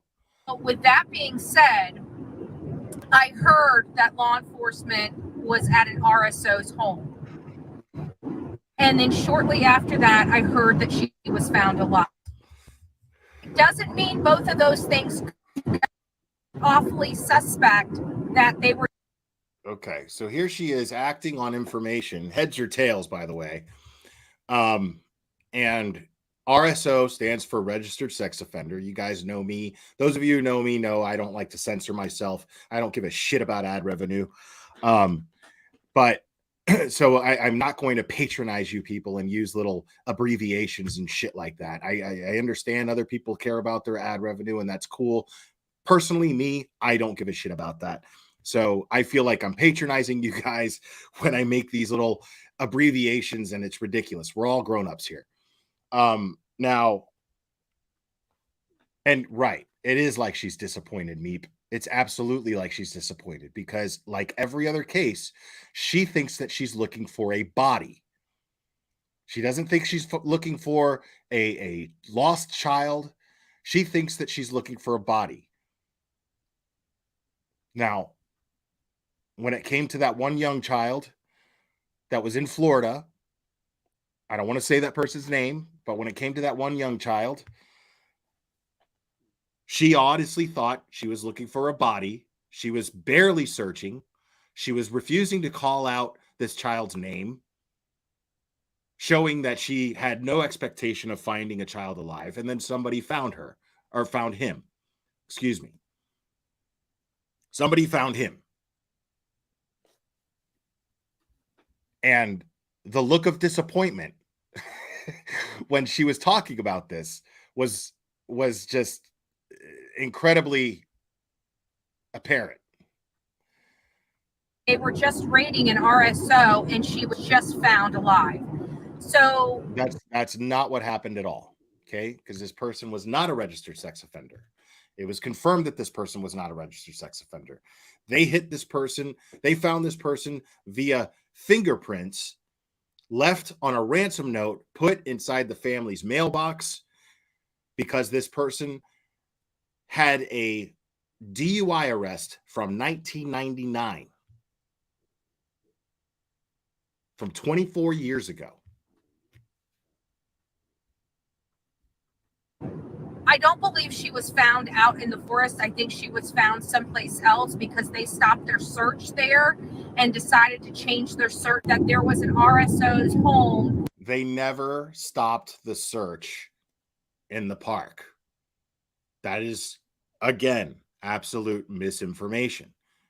If she was concerned about the actual facts and reporting, since she fancies herself a journalist, well, then she would simply vet the information and report it properly. That is the bare minimum of someone who considers themselves an independent journalist. Bare minimum. They did not stop their search. They continued their search.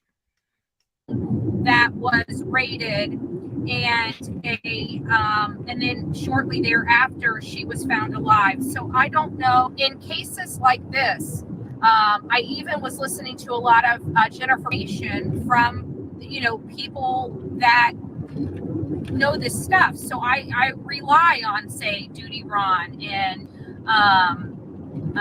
Jennifer Koffendorfer in some of these things. And one of the things she remembered their names. Things that they were talking about earlier today on, say, WFLA was how long it took the Amber Alert to be released. And I really believe it took entirely too long because in situations like this, I will tell you. Okay, again, this is Betty. This is why we call you a fucking idiot. This is absolutely why we call you a fucking idiot. I think we got a super dad. Super dad. I think we got a super dad. Super dad. Super dad. Super dad. Dad, dad, dad, dad, dad, dad. I think we got a super dad. I think we. Exactly. TT, you're absolutely right. When a child is found safe, wouldn't you be happy? Betty doesn't care about these children. At no point did she say, oh my God, this is the best news. Thank God. At no point. This religious person, this woman of God, never once went, praise God. This is great. This is great news. Incredible. I mean, now, hold on. Let me hear what she said right here. One of the things that they were talking about earlier today on, say, WFLA was how long it took the Amber Alert to be released. And I really believe it took entirely too long because in situations. Okay, let's break that down for a second, folks. Let's break that down. The Amber Alert did not take too long. Okay, let's go through the timeline here. Okay, it took 15 minutes. She went to ride her bike by herself. She took one lap. Her family waited 15 minutes for her to come back. They realized something was wrong. They went looking for her. Within 30 minutes, they called 911. As soon as law enforcement got there and saw and assessed the fact that her bike was found and that she was nowhere to be found, they put out the Amber Alert. That is as fast as possible. That is as fast as an Amber Alert could possibly be put out. The New York State Troopers absolutely did an excellent job of handling this case. 100%. And the fact that she could sit there and say that it took entirely too long, regardless of the fact, I mean, this is how hateful of a person she is. She's projecting how bitter she is about the fact that this child was found safely.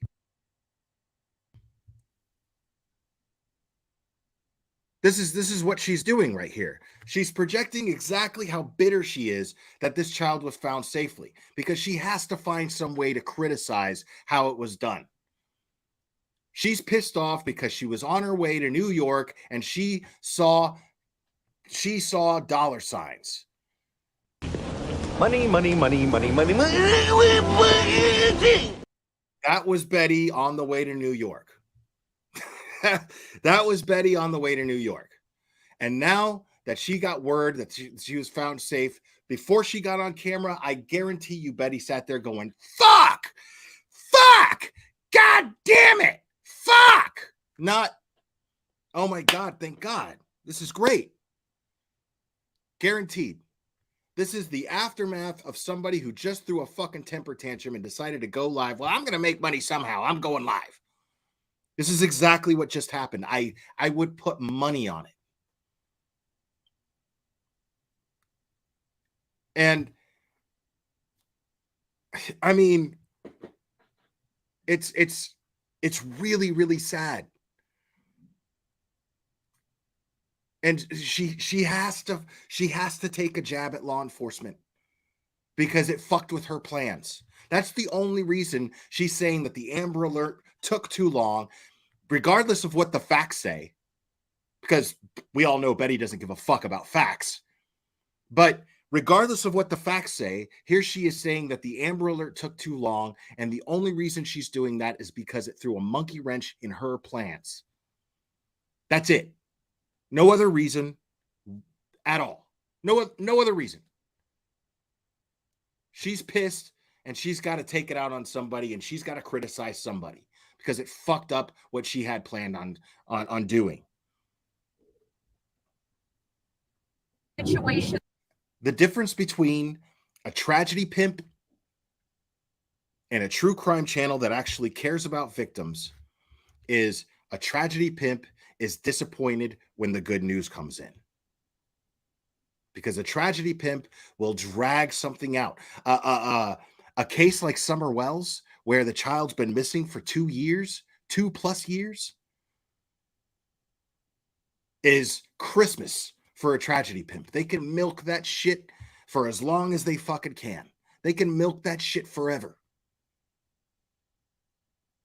It's the gift that keeps on giving, because they could just keep making shit up. They could keep spinning narratives. But what shuts them down is when good news comes in, when closure happens, especially when that closure is good news. And that's exactly what's going on here.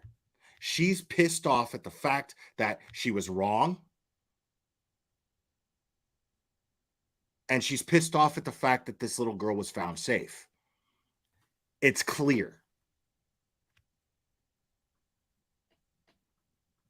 Situations like this, I will tell you, more times than not, when there's a stranger danger abduction, that child is dead within hours, guys, hours. And sometimes, usually within minutes, you know? Dude, they put out the Amber Alert within minutes. They have to investigate the situation before they put out an Amber Alert. An Amber Alert is put out when they can assess that the child is in danger. That's what an Amber Alert is.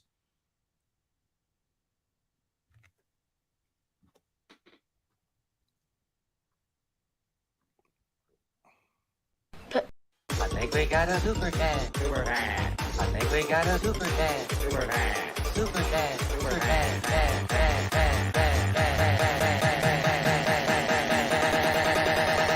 I think we got a super chat. I think. Boom, boom. Cutie Pie 509 says, nobody calls out Betty better than the glare. Oh, thank you. I don't actually agree with that. but I appreciate it. Thank you so much. I'm glad you think so. So you got to think about that. This girl, no matter how we look at it, is lucky to be alive. This is a good day. This is a good. You're really selling how good of a day it is right now, Betty. we're really seeing how good of a day you think it is. Thank you. Good day, because I have to be honest with you. I thought we were going to be finding her body. Yeah, we know. I have to be honest with you. I thought we were going to be finding her body, because I have to be honest with you. I thought we were going to be finding her body. You got. Yeah, you look so relieved that we didn't find a body. You look so relieved about that, Betty. You guys know that I don't lie to you about my feelings about certain things. And with the governor coming out and not feeling so hopeful and sounding so hopeful, I've got. Okay, shut up for a second here. Exactly, Leslie Kohler. Exactly. Because that made me mad, because the governor absolutely sounded hopeful. Just the fact that the governor even addressed the press about this case, I think that she was absolutely inspiring. Now, of course, she's a politician. It's her job to do that. There's an election year coming up. I'm sure that had played some factor into all of that. I'm a realist. I'm not trying to be cynical. I'm just being a realist. She is a politician, and there's an election year coming up, and you know, inspiring hope is a good move. And she absolutely did that. She guaranteed the public that they were going to recover her alive. That was a hell of a bold thing to say publicly in front of all the press, the way that she did. How does that not sound hopeful? That is beyond hopeful. Saying that she didn't sound hopeful when she guaranteed the public that they were going to recover Charlotte alive. She guaranteed it.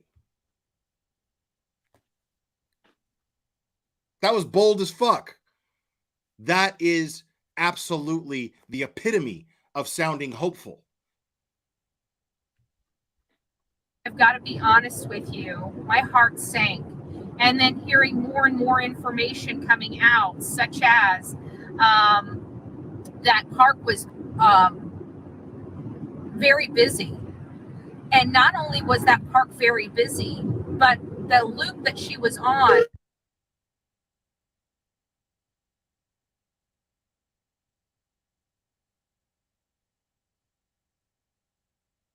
Okay, her sound is fucked now. So let's yeah,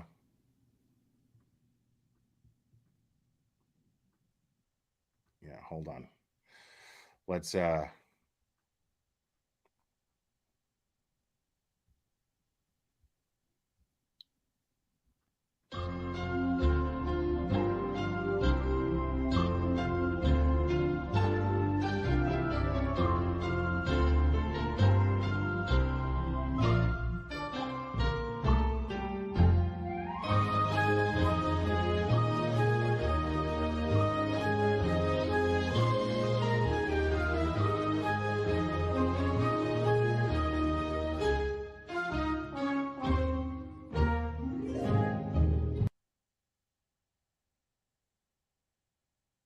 still nothing. Oh, I think she figured it out. Hold on. Hold on. You guys hear me? I was told I was muted.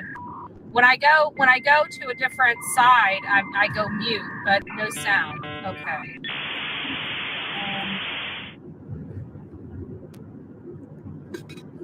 My phone shouldn't. It's good now. Okay. Yeah. Okay. That's what I thought. Because I'm like, it shouldn't be muted. When I look at something on my phone, it will mute me and make me pause. You won't be able to. Sometimes you can hear me. Sometimes you won't. But I noticed my phone's been acting weird lately. So, anyways, guys, there's no point in keeping you guys too much longer. As soon as I learn something new about the case, I will come to you live. But I just wanted to let you know that she is found alive. We don't know where she was found or how she was found. I just wanted to give you the information that I heard. Now, again, just because I heard it doesn't make it true. Okay, then don't give the information because it's not verified. But one thing that was true so far is that she was found alive. So I have to think, with that being said, the other part must be true as well, that she was found at this person's residence. Did you hear that logic? Let's hear that logic again. She was found alive. So I have to think, with that being said, the other part must be true as well, that she was found at this person's residence or some true as well, that she was think with that being said, the other part must be true as well, that she was found at this person's residence or somewhere connected to this person. I mean, if one thing is true, then the other part must be true, right? Okay. This could have been such a worse story, and quite frankly, I was expecting it to be the worst case scenario. All right, guys, God bless. Thank you for coming around, and I will be back for the morning coffee club in the office, right? In the office. But I do have a cute little bed that I set up back here. It's really cute and really comfy. So I was actually going to go live from my camping bed tonight to surprise you all that I was heading to New York. But I was gonna go live from my camping bed tonight so I could grift money for a hotel room from you guys. That's what I was gonna do. I mean, that's gonna surprise you. I was gonna surprise you. I'm glad I didn't need to drive all that way. It was a 21-hour drive. I was going to drive 21 hours to be there. I was going to get in late tomorrow night. Anyways, guys, God bless. Be safe, and we'll chat soon. Wow. Fantastic, Betty. Top-notch stuff. Top-notch stuff.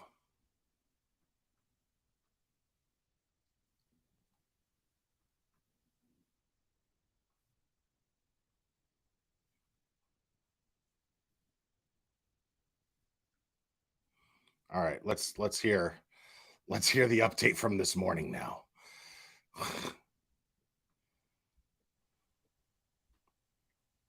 Oh, look at that. Look at all that love. Look at all that love. Just gleaming. All that love. What's up, my beautiful people of YouTube? I hope you guys are having an amazing Tuesday. We have a lot to be thankful for this Tuesday morning. Many of you know I was headed out. I was going. Headstones. Where's the timestamp on that? It's at 50. All right, I'll avoid that. I will avoid that. Out into the wild. I was driving to New York. I was going there to cover this case, to find out what happened. I was curious. You know, there's not a lot of information that was being, shared.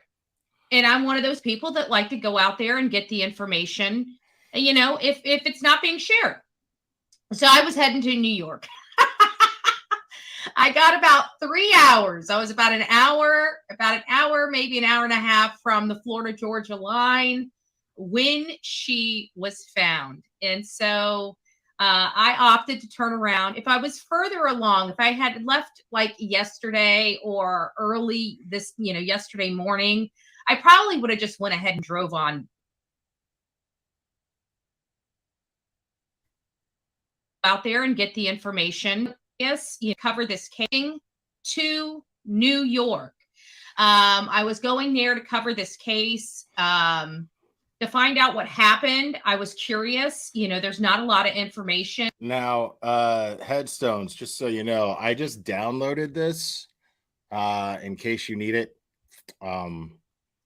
So I now have this live downloaded just in case you need it for later on for whatever you need. That was being, shared. And I'm one of those people that like to go out there and get the information, if it's not being shared. So I was heading to New York. Heading to New York. Heading to New York. So I was heading to New York. I was heading to New York. I got about 3 hours. So it was about an hour, maybe an hour and a half from the Florida-Georgia line when she I'm such a child.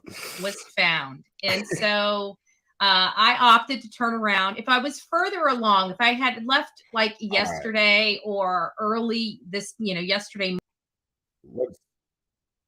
Let's do that. Let's check out Blank Screen Short, because I don't even want to accidentally like play Headstone's docs. God, what a fucking child, man! Doxing people. God, that shit pisses me off so bad.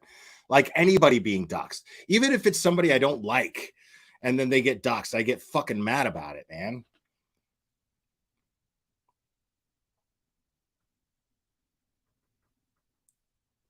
Hold on.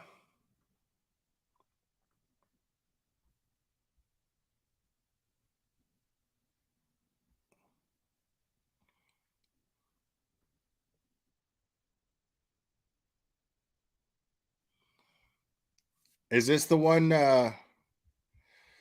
Is this it? I don't want to play the music though, because I don't want to get dinged for it. I'll probably get dinged for the Jeopardy music though. I think I always do. But maybe if I mute it, can I mute it?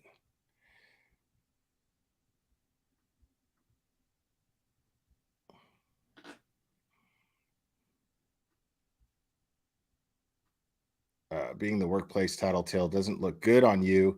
It clashes with the brown on your lips from kissing the boss's ass. Agreed.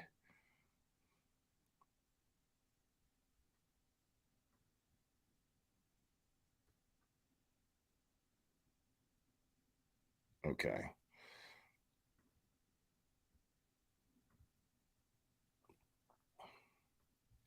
All right. Yeah, it's just real shitty. Just doxing is just fucking something that just fucking irritates me, man.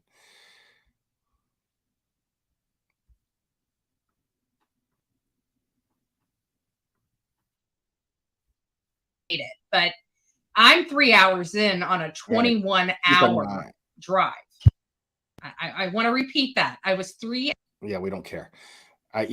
So I'm keeping an eye on the hours on the timestamp here, just so I don't play that. In on a 21-hour drive, 21 and a half hour drive, which would have probably equated that long, about 22 hours on the road. That is correct. I didn't stutter. So as you can see, my reluctancy to continue to go to New York, we are very, very thankful that she was found. I've got to say, yeah, you look real thankful.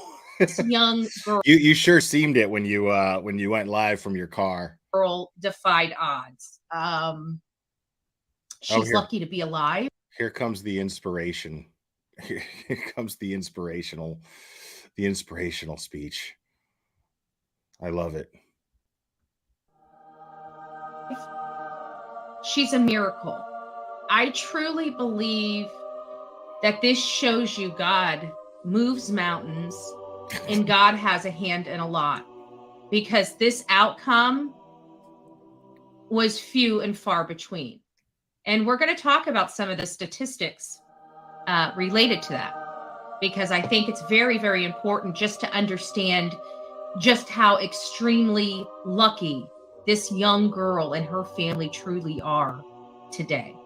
Now, I'm sure that there's a lot of healing that needs to go on. I don't even want to allow my mind to go where I'm sure many of our minds are going right now as to what this poor little girl has gone through. Okay, now, I want to be very clear about something. It helps to still be hopeful, because we don't know exactly what his charges are yet. Okay? This Craig Ross guy. We don't know what his charges are yet. And he's not a registered sex offender, as she stated. Okay? He's not. So it still makes sense. It still makes sense. Thank you, Headstones. I'll keep an eye on that. It still makes sense to have hope that he was only holding her for ransom. He was maybe just desperate for money, watching the family, desperate for money, held her for 48 hours and didn't harm her at all. It's very, very possible. It's even fair to say that it's likely. If you're a hopeful person, it's fair to say that it's likely, because he had a ransom note and he has no record other than a DUI from 1999. So for all we know, this person was just desperate for money for whatever reason and kidnapped her and expected to hold her simply for ransom. And we can hope that that's the case. We don't have to jump to the conclusion that the worst things happened to her. So let's just keep that hope going until those charges come and become public. And my heart breaks. But in all of that brokenness of my heart is happy, because this was one of the ones that got to come home. And at the end of the day, that is a miracle in and of itself. Good morning, The Real Me Too. Huntress, it's nice to see you. Guidance, good morning. Cherry Garcia, it's nice to see you. Reggie, be good. Curvaceous, it's nice to have you here. Maddie Down, nice to see. 1010 me. Mark GG, it's nice here. Morning to repost those because I go down to the bottom. Regina Steffers, Jason, it's nice to see you. Trying to get a mugshot of this guy. This I found on a group, a Charlotte Senna group. And so I was able to see that. Now we did have, like, Nick the Hat, a group, a Charlotte Senna group. Oh man, yeah, finally, yeah. Thank God I remembered her name. Watch that one more time. Out of this guy. This I found on a group, a Charlotte Senna group.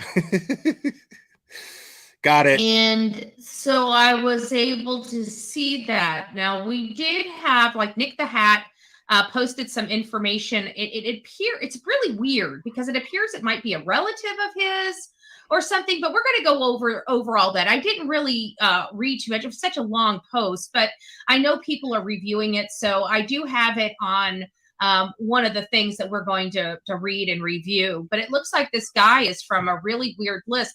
And listen to this. So, I'm driving now. It is amazing the information that we can find when things are moving very. So why don't you ever find it? Like it is amazing, but like it's amazing how you can never find it, even though you call yourself a true crime channel.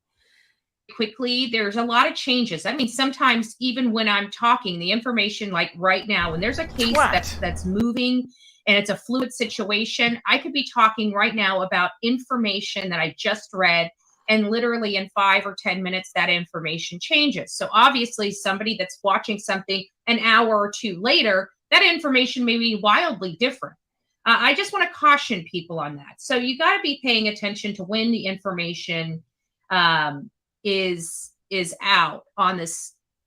But I was driving. You guys know I was driving, and I was getting some information coming to me while I was on the road. And what I learned on the road, we talked about yesterday, and I also want to clarify this. Some people are saying that I made a statement about a worker at the park. No, I never made a statement of any sort. And all the people that were here yesterday, you guys can go back to the live yesterday morning and watch it for yourself. We went over comments and posts from a Facebook group designated for Charlotte Senna. And we went over some of the commentary, some highlights that were interesting in some of those posts. And I cautioned everybody that this came from a Facebook group. This is rumored.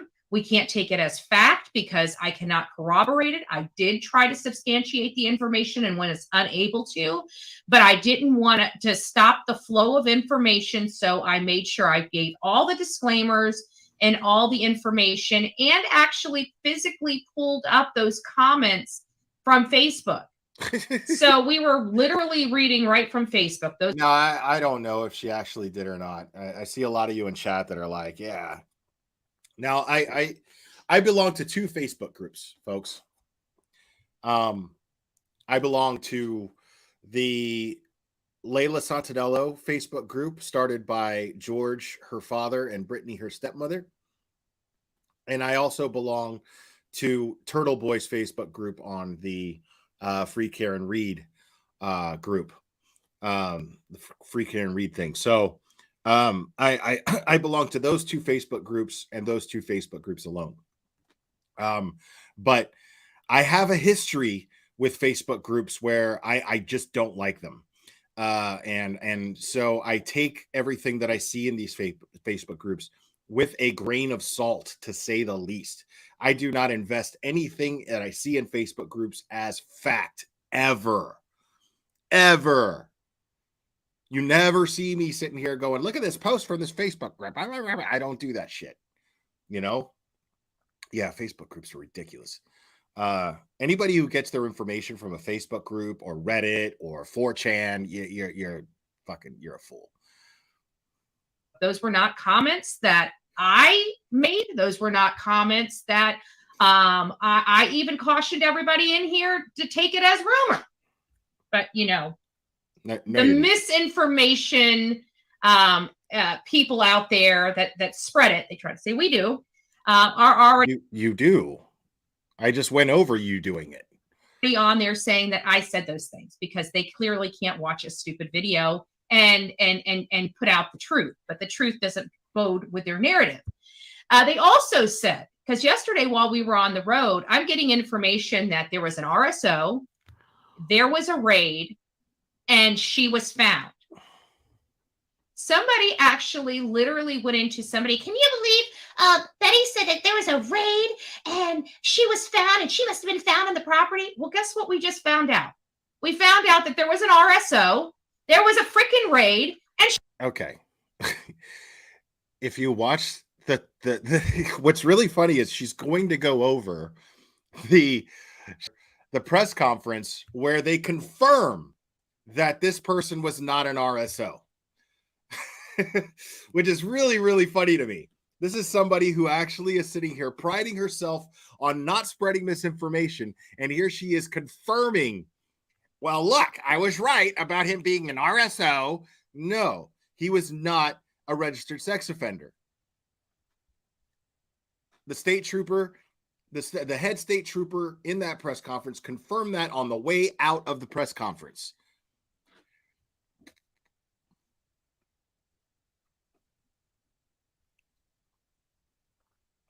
Oh, really? She avoided it?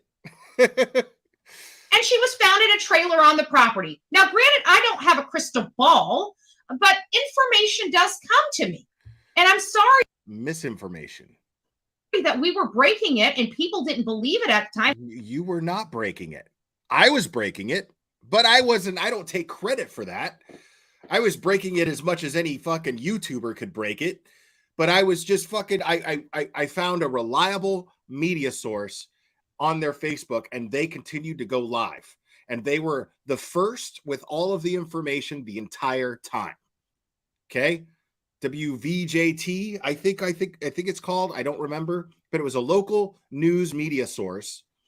It was absolutely a local news media source. And they were the first to say that she was found safely. They were the first to say, they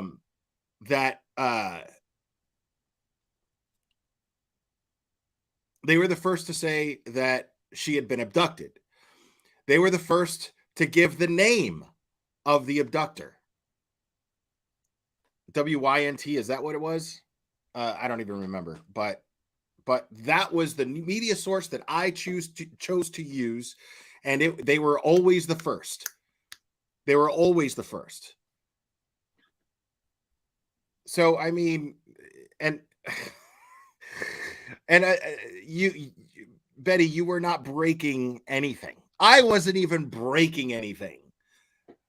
The local media in the area was breaking it. But if you knew where to look, and all you got to do is look on Twitter. You have a Twitter.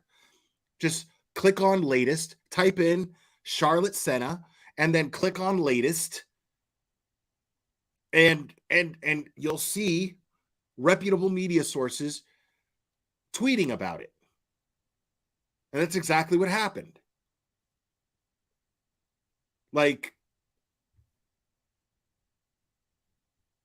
that one reporter tweeted that he had spoken to the governor, and that was what I went over. I was like, okay, this guy got the information from the governor. It wasn't WFLA. WFLA was slow. Sorry. I mean, I love WFLA and I love JB, but they were slow as fuck in getting information. At least yesterday it was. But this person, this reporter, he was an Emmy nominated reporter, and he spoke to the governor directly and said that they got that they found the guy via his fingerprints from a ransom letter. And what happened? The governor did a press conference later on and confirmed this. Time, I didn't even know. And yet she's still not even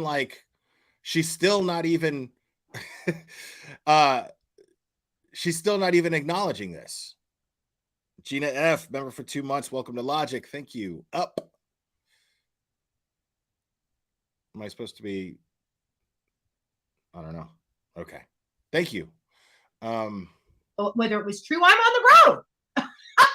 I had no way of corroborating the information. So I, again, put a disclaimer on there that I'm on the road. This is what I am hearing. I don't know what else I can do.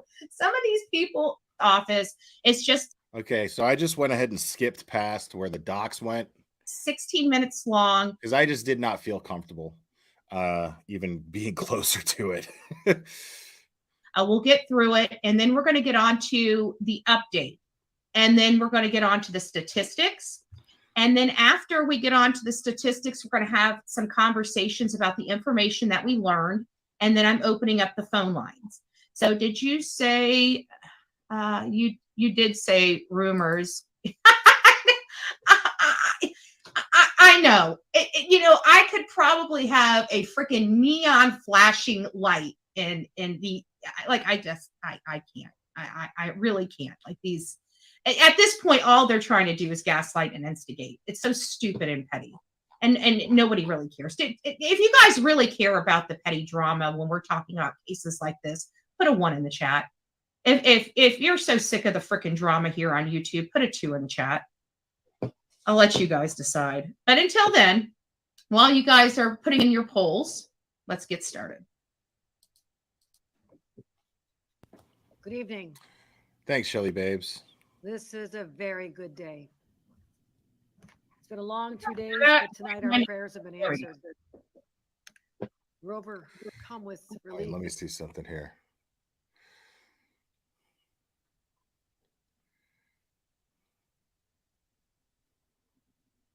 Okay. Gratitude for this gift to us. And it is That echo's not coming from me, by the way. Remind me why I'm so proud to be the governor of this state. Hold on. Then leave. We've never seen you here. And again, you were just, I'm done. I'm done. Block these people. Anybody, I'm telling you, mods, I will take your wrenches if you don't start blocking this stuff out of here. Wow. So let's just harass your mods. Like, seriously, dude? Like, do it yourself. Jesus Christ. I'm not going to sit there. How are you going to sit there and threaten your mods, dude? I'm sorry. I don't want to see it. Block it. I'm done. We're all done. State. Incredible men and women who were relentless in their pursuit of finding this little girl. Yesterday I held. You're probably right, JD Wells. David and Trish, I went to the campsite. I saw the place that she had just been a joyful little girl the day before, riding her bike, because I was on the road she rode her bike on, saw where she left it. And her parents were just so overcome with sadness and grief. And as a parent, I thought my own heart was breaking. And I said to them, I promise you this, we will bring Charlotte home to you. I mean, that's enough. I'm not going to go back because I don't even want to risk broadcasting the docs that she does here because we don't condone doxing here in any way, shape, or form. So I'm not even going to risk it. That was enough. And as each hour went on, hope faded because we all know the stories. The first 24 hours, there's hope. When you hit 48 hours, hope starts to wane. But when Charlotte disappeared in Moreau State Park, it was every parent's worst nightmare. But I knew I would be able to have assembled the team of individuals who would not stop. And I want to thank at this moment the individuals gathered here tonight and all the men and women across this state that they represent. And the FBI brought in their specialized trained individuals all the way from Washington to help with this search. But I want to thank Deputy Superintendent Richard Allen, Lieutenant Colonel James Barnes, Lieutenant Colonel Richard Mazzone, Major Dennis Shager, for their work. New York State Park Police, Colonel Michael Dodona, the Office of Parks and Historic Preservation, Chief of Staff Randy Simons, Saratoga County Sheriff's Department, Lieutenant Jeffrey O'Connor, the Schenectady County Sheriff's Office, represented by the Schenectady Police Department, Police Department of Schenectady, Detective Sergeant Bradley Carlton, the Federal Bureau of Investigation, Acting Agent The Real Me Too, if you have the URL, can you send that to me either by text or through Messenger or something? I would like to see that interview where the brother called in, if possible, if you can find it. I know sometimes it's hard. In charge, Alfred Watson, who I met yesterday on site. New York State Department of Corrections and Community Services, Acting Commissioner Daniel Marticello. New York State Department of Environmental Conservation Forest Rangers, Basil Sagos. As I mentioned, when you hit that 48-hour moment, you realize it's going to be tough. And you start thinking the worst. Now, I want you guys to hear this governor, because again, this governor of New York explains, many of these cases that they don't turn out like this. Let's be honest. These stranger danger abductions are lethal because typically they're for one purpose and one purpose only. And once that purpose has been realized, there's no need to keep that young person anymore. It's now a liability. So that is why it is so crucial that we get these children. Not when there's a ransom note, genius. And why every second matters, and why I'm so, and it's not just me. There are a lot of people out there in the legal realm that are highly upset about this Amber Alert. So much so that Judy Ron has said something about it. Jennifer Coffindaffer has said something about it. Did they though? This is a Joseph Petito. This is a problem. Many people realize that on these stranger danger abductions, literally seconds matter. Seconds matter. This girl is so lucky that it is not even funny. This is a miracle. I don't know. I mean, yeah, I know Judy Ron can't stand her. Dude, what are you talking about? What in the shit are you talking about? Like, this was the most efficient police work on a missing persons case that I have seen possibly ever, covering cases, talking about them on this platform. I mean, I only this moron. And you know what the second most efficient was? The second most efficient was Chief Hadley with the Quentin Simon case. That was the second most efficient police work that I've seen done in a case. This woman has no idea what she's talking about. I don't know how to express that enough.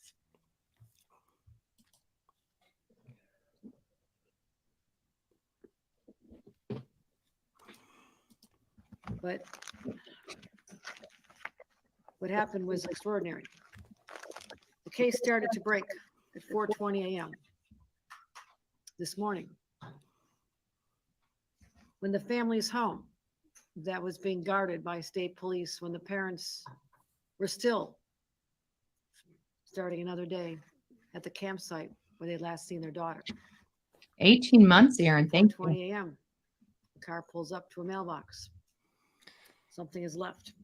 She never does. State police. She never go to the addresses me. mailbox I feel left out. and identify what is a ransom note that had been left behind for Charlotte. That right there is the confirmation of that tweet that I read prior to me ending my live stream yesterday. State police worked diligently trying to find a match for a fingerprint. First one tried and wasn't successful. Second one was to identify any other prints in the New York State database that would be a match.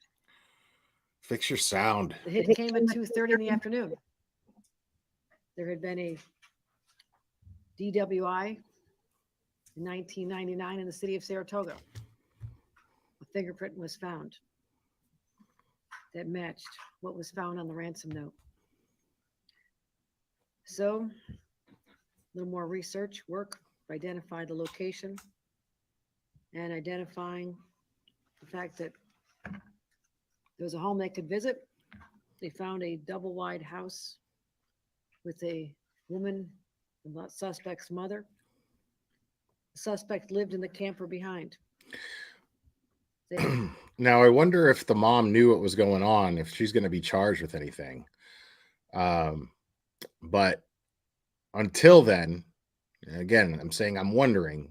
Doesn't mean that I think she did or anything like that. Until then, we're going to assume that she's also a victim to some degree. That her son was living in a trailer behind the house, and she probably had no fucking idea what the hell he was up to. They have what they call a dynamic entry, a tactical maneuver, and within the camper, they located the suspect.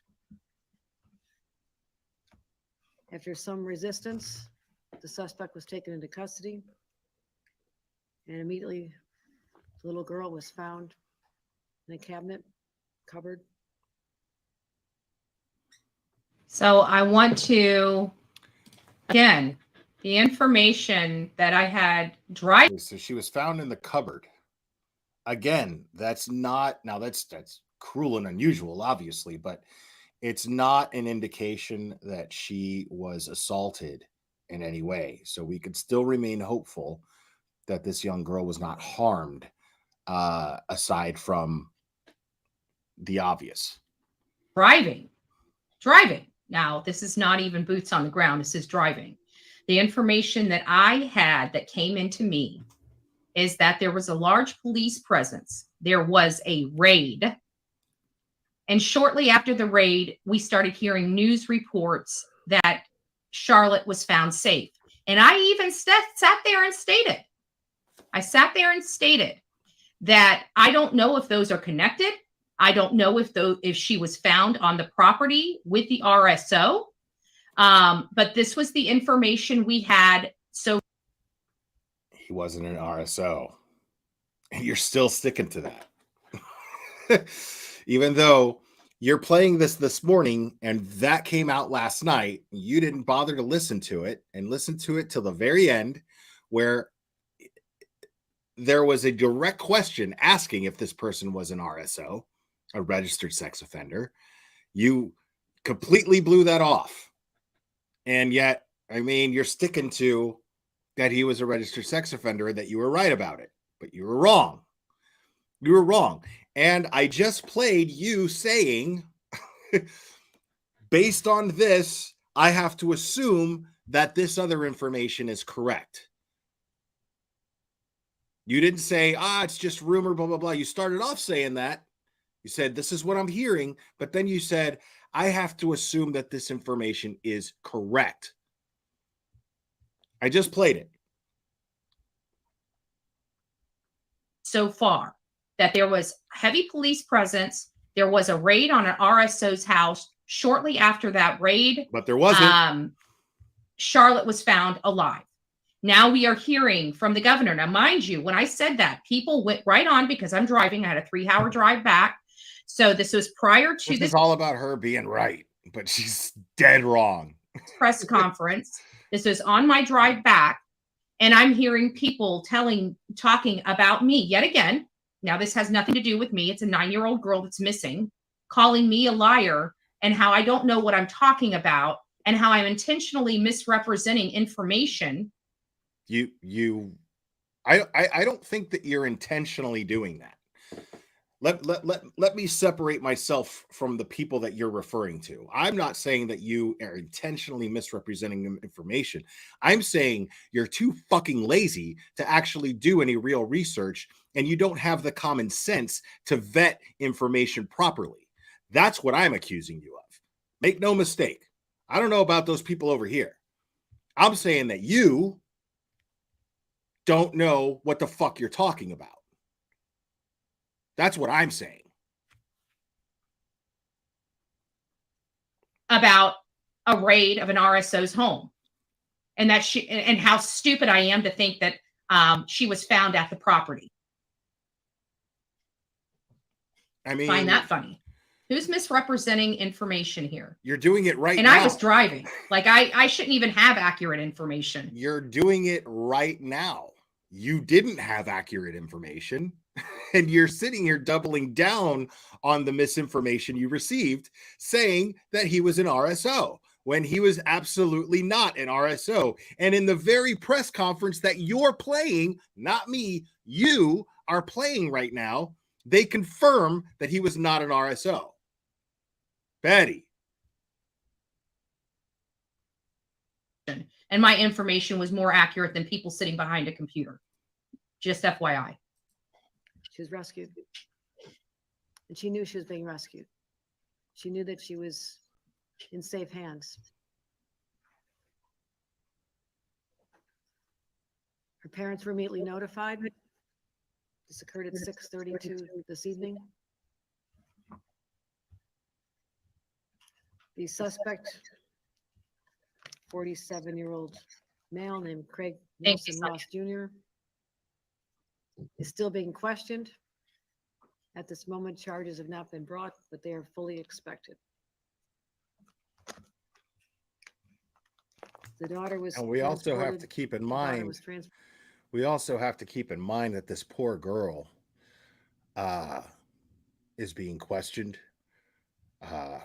On top of the trauma that she's already endured, we have to keep in mind that during this time when this press conference was taking place, she was probably being examined by doctors and nurses,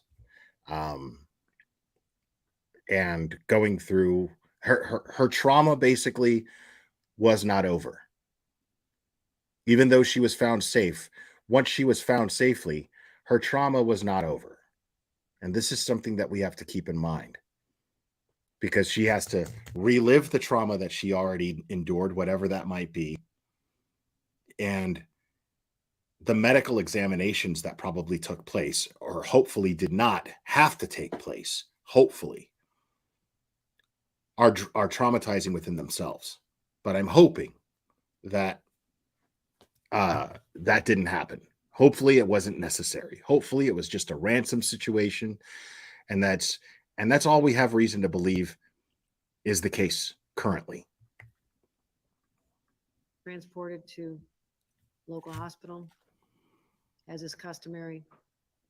And that's all the family wishes to reveal at this time. But they are united. She is in Did I hit a nerve, JJ? good hands. She appeared to be outwardly physically unharmed at the time, but we'll leave the rest of this information about little Charlotte to her family at a time they deem appropriate. Often these stories Headstones end was up trolling like her. this. Every second is key. There's a lot of pressure. Split decisions are made. Because you know, Well, let's talk about that. Even if not a registered RSO, like a registered SO, we can definitely state that law enforcement has come out multiple times and stated that he was associated with other creepy type. I don't remember. When did they do that? That's 100% not true. That didn't happen. At no point did law enforcement say that he was associated with other creepy types. That didn't happen. So here she is knowing, she's like, okay, well, even if he wasn't an RSO, well, law enforcement has said multiple times that he was associated with other creepy types. Like, when? Show me one statement from law enforcement, whether it be in a press conference or in a press release. Show me one time that law enforcement stated that he was associated with other creepy types. Wow. Remember the specificity that they used in that. But definitely he's had charges that give rise to this. I think he might be a registered RSO. Really? Okay, so let's explore that, Betty. Shall we? Let's explore that. Because how many DWIs did you have? More recent than the abductor, by the way. Multiple, more recent than this abductor. Does that make you associated with RSOs? Does that make you an RSO? I mean, it doesn't. I'm going to sit here and say it doesn't, just to be clear. But in saying that, I'm going to go ahead and reiterate the fact that you are stupid and an asshole. But you're right, maybe not confirmed. But again, we're not talking about confirmation, right? We're talking about what I heard. And what I heard is that it was an RSO rated. That's what I heard. Now, that's factual to me because that's what I heard. Now, the information I heard may not be factual, but the fact that I heard it is factual.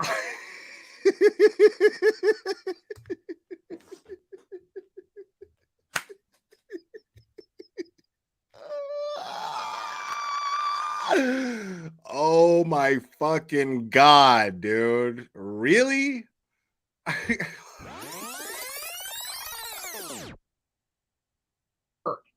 And what I heard is that it was an RSO rated. That's what I heard. Now, that's factual to me because that's what I heard. Now, the information I heard may not be factual, but the fact that I heard it is factual. So we'll find out. I'm sure in good time we'll be finding out a lot of information. That's excellent journalism right there.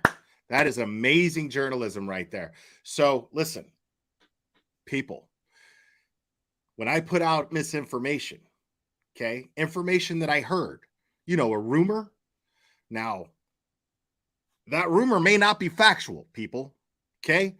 But the fact that I heard the rumor is factual, okay? What? The fact that I heard it, people, it's factual.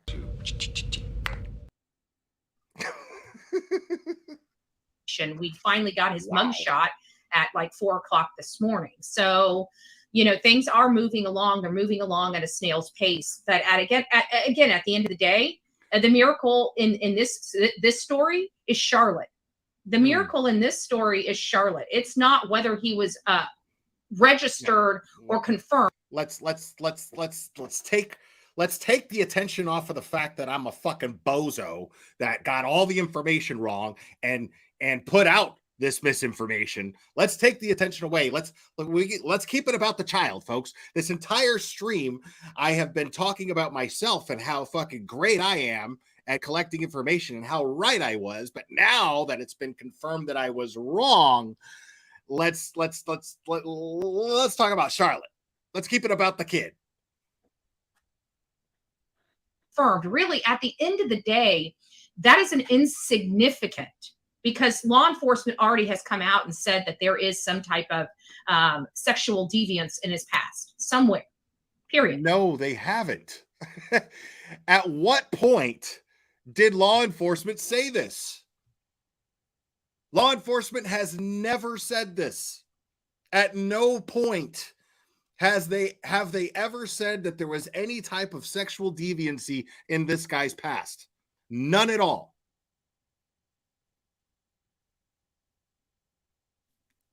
I mean,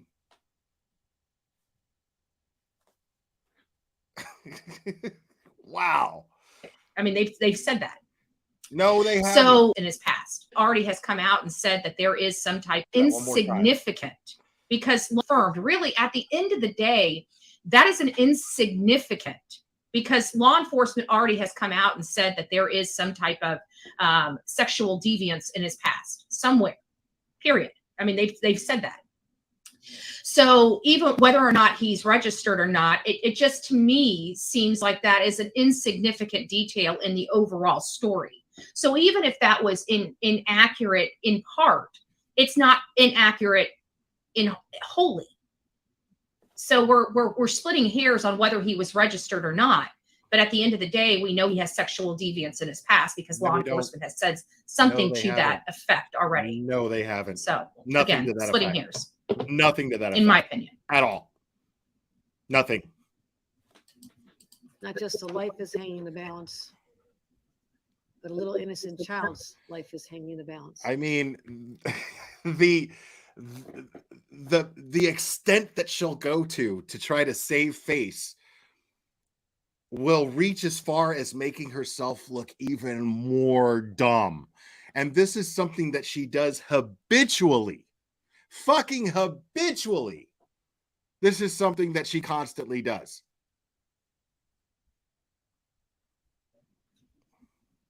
So to the teams behind me, you work quickly.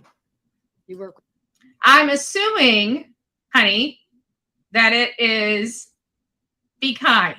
I could be wrong. You're probably laughing at me right now. I probably have it wrong. With great urgency. You put it together, the puzzle pieces. You're able to track down the location of Charlotte through technology.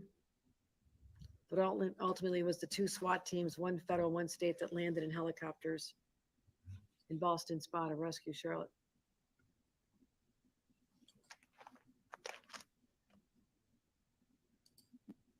Still pretty overwhelming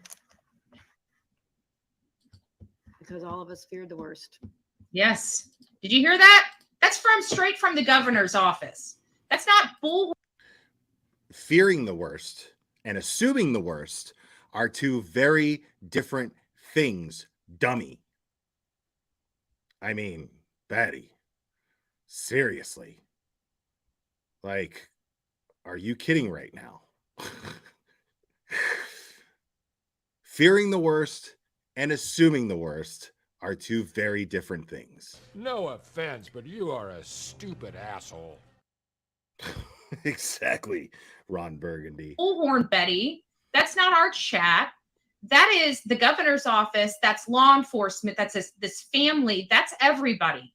We know the statistics. This is an outlier. She was an outlier. Thank God. Thank God. It is not the case, guys. It's just not the case. Stick around. We're going to go over it. I can't wait. But I promise her, Trish and Dave, they be reunited with little Charlotte once again, and she see her 2 sisters, 1 10, 1 4 years old.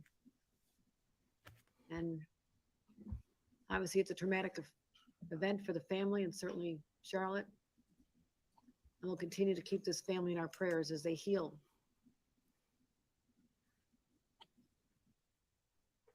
But she'll be going home. That's the story. Charlotte will be going home. And I think we're going to end it there. I know they had a lot of questions at the end, but for those that would like to see this, this is on the governor's. Okay. Why wouldn't you go over the questions? I mean, don't you want all of the information made available? See, what that tells me right there is that she absolutely knows that they are going to confirm. Someone in her chat most likely said, hey, at the end, they're going to ask whether or not this guy was an RSO, and the state trooper confirms that he wasn't. So why didn't you play that? Why didn't you play it? I mean, why wouldn't you want to give your audience the most information made available? That's the part, by the way, when the press asks questions, they're asking questions that they assume the public wants to know. You and your audience being the public. That's the whole point. Why the press gets to ask questions after the fact. And you robbed your audience of this because you want to spin your narrative that you were right, knowing that you were dead wrong about everything. Another case that you are totally fucking wrong about. Own YouTube page. She does have her own YouTube page. If you'd like to see the rest of that, you're more than welcome to go over there and watch it. So many of you know that we have been watching this stuff. This was breaking. This particular article from Times Union has been, what I like about this particular article is they keep updating the one article. So it's not like you have to go and find the second, third, fourth, fifth article to get the updated information. They've actually been very good about updating this one article. So it's been Everybody does pretty, it's been pretty interesting. I've never seen it done this way before, but I have to admit, I love it. I'm sure they're not the only ones that do it, but it's just the first time I noticed it. And so in this Times Union article, they were talking about the fingerprint. I thought this article was really interesting, so I wanted to read it to all of you guys. I'm trying to blow it up just a little bit so you guys can see it yourself. Give me just a second, if I can. I mean, hopefully that cuts the print off just ever so slightly. I'd like to get it so when I'm reading it, you guys can see the print, because, you know, in case there's people with hearing impairment. Perfect. Okay, so it looks like I got it up there. I can't wait to read the part where he was involved with shady sexual deviancy. I can't wait to read that part, Betty. So if you guys want to hold your questions until after I'm done reading, that would be great. And here's why, because when I'm reading here, I don't know if you noticed, but I'm looking at a completely different screen that is in the opposite direction as this screen. So if you guys do have questions, hold them until after I'm done reading this entire article, and then it'll give me an opportunity to at least answer your questions. And if I don't know the answer to your questions, it'll give me an opportunity to I love Rotten Ralph. Like, dude, that's what I'm thinking. It's like, dude, like every fucking digital fucking journalist does this. They just update articles. Like 99% of the articles that you read will say updated on this date and time. They all say that at the top, updated, blah, blah, blah. But, you know, the Times Union's the only ones that do that. That's why I like them. I love the Times Union because they do exactly what the fuck every other online newspaper does. It's amazing. To do some due diligence, to research, and maybe just pull, if we can find some information online, potentially pull it up and answer your question for you. So just bear with me. Twin Thing says, for me, I don't see this as splitting hairs. The guy was caught from fingerprints left on a ransom note. Right. Put in rather, hold on a second.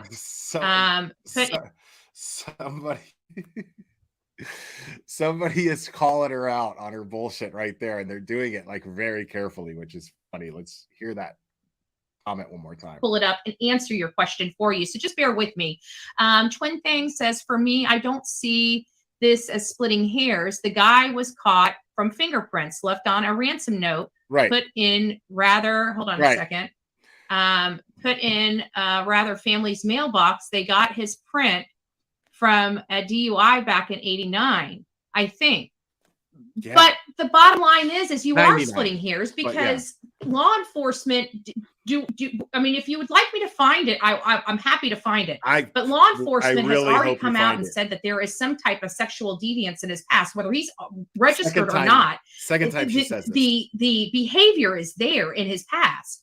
To me, that's splitting hairs. Now, the only thing inaccurate about that person making that comment, they said 89, but they said, I think, meaning they could be wrong, but they were absolutely correct. There is no splitting hairs here.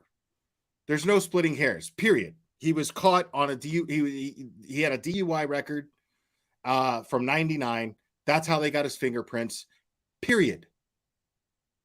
Done. Cut and dry.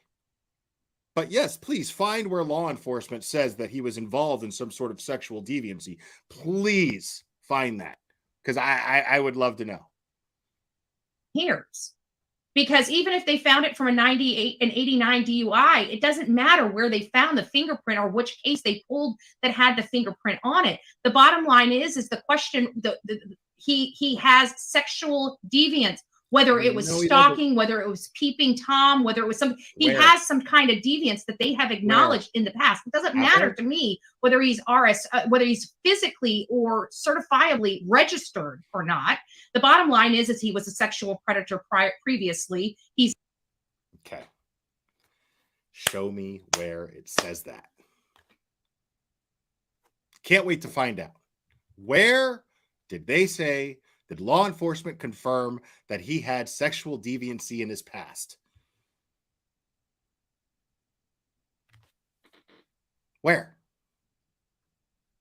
He's got the history there, and here we are today. So, then it's a differencing of opinions, whether it's splitting hairs or not. So no point in beating a dead horse at this point. But it's not a matter of opinion, Betty. It's a matter of fact. You're stating that law enforcement has said whether or not there's an RSO, whether or not there's a charge, there is a sexual deviancy past involving this person, involving this suspect. Where is that confirmation? You're not stating in a matter of opinion here. You're stating a matter of fact. So it's not a question of opinions here, and it's not splitting hairs. You are spreading misinformation, and you're not only doubling down, you're tripling down on it. Where does it say, where did law enforcement state in a press release or during a press conference that this man had a past of sexual deviancy? I'm waiting. We have to just agree to disagree. No. So I'm not No. going to continue to engage. We don't have to agree to disagree. You stated something as fact, and people want the confirmation. Your viewers, you owe your viewers the confirmation. You owe them that much. They rely on you on proper information. You spent this entire stream, besides doxing headstones and headlines, you spent the rest of the stream bragging about how you get all of this great information. And that you're always right. But you're dead wrong about this. And your chat is calling you out on it. So it's not a matter of opinion. You're stating this as a matter of fact. And that puts you in a position as a journalist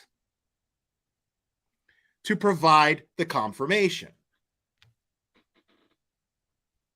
Engaged. The bottom line is you're going to have your opinion about the situation. Have my opinion about the situation. No, it's not a matter of opinion, Betty. Like, it's a matter of fact. Just like this is a matter of fact. I think we got a super dad. Super dad. I think we got a super dad. Super dad. Super dad. Super dad. Dad, dad, dad, dad, dad. I think we got a super dad. I think we got a super. Thank you, Patricia Sell. I really appreciate it. Situation. I'm not going to change your mind. You're probably not going to change mine. So again, thank you for your comment. Yeah, there's some people in this audience that believes probably right along with you. Maybe it's not splitting hairs. To me, it's splitting hairs. To me, it is not what I mean with splitting hairs. And let me just explain this for my audience. It's not a pivotal point in the information. Okay. It's not something that would matter one way or the other in the grand scheme of things, whether he's registered, whether he's not. He has the deviance in his past. It actually absolutely matters. You know why? Because what you're stating is not true. You continue to say the same thing over and over again. Where did law enforcement state that he had sexual deviancy in his past? I'm waiting. That's all that matters. So for me, in the grand scheme of things, that's really all that matters. Whether, I digress. You get my point. Again, I'm not going to beat a dead horse over it. So let me read this. And if you guys have any other comments or questions, just hold it until after the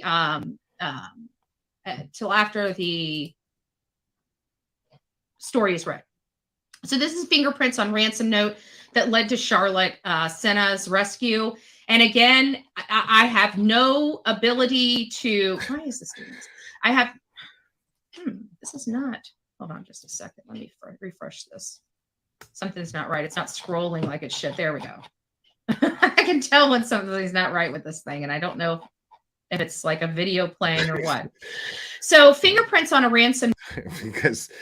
because you use the word semantics. That's funny. Wow.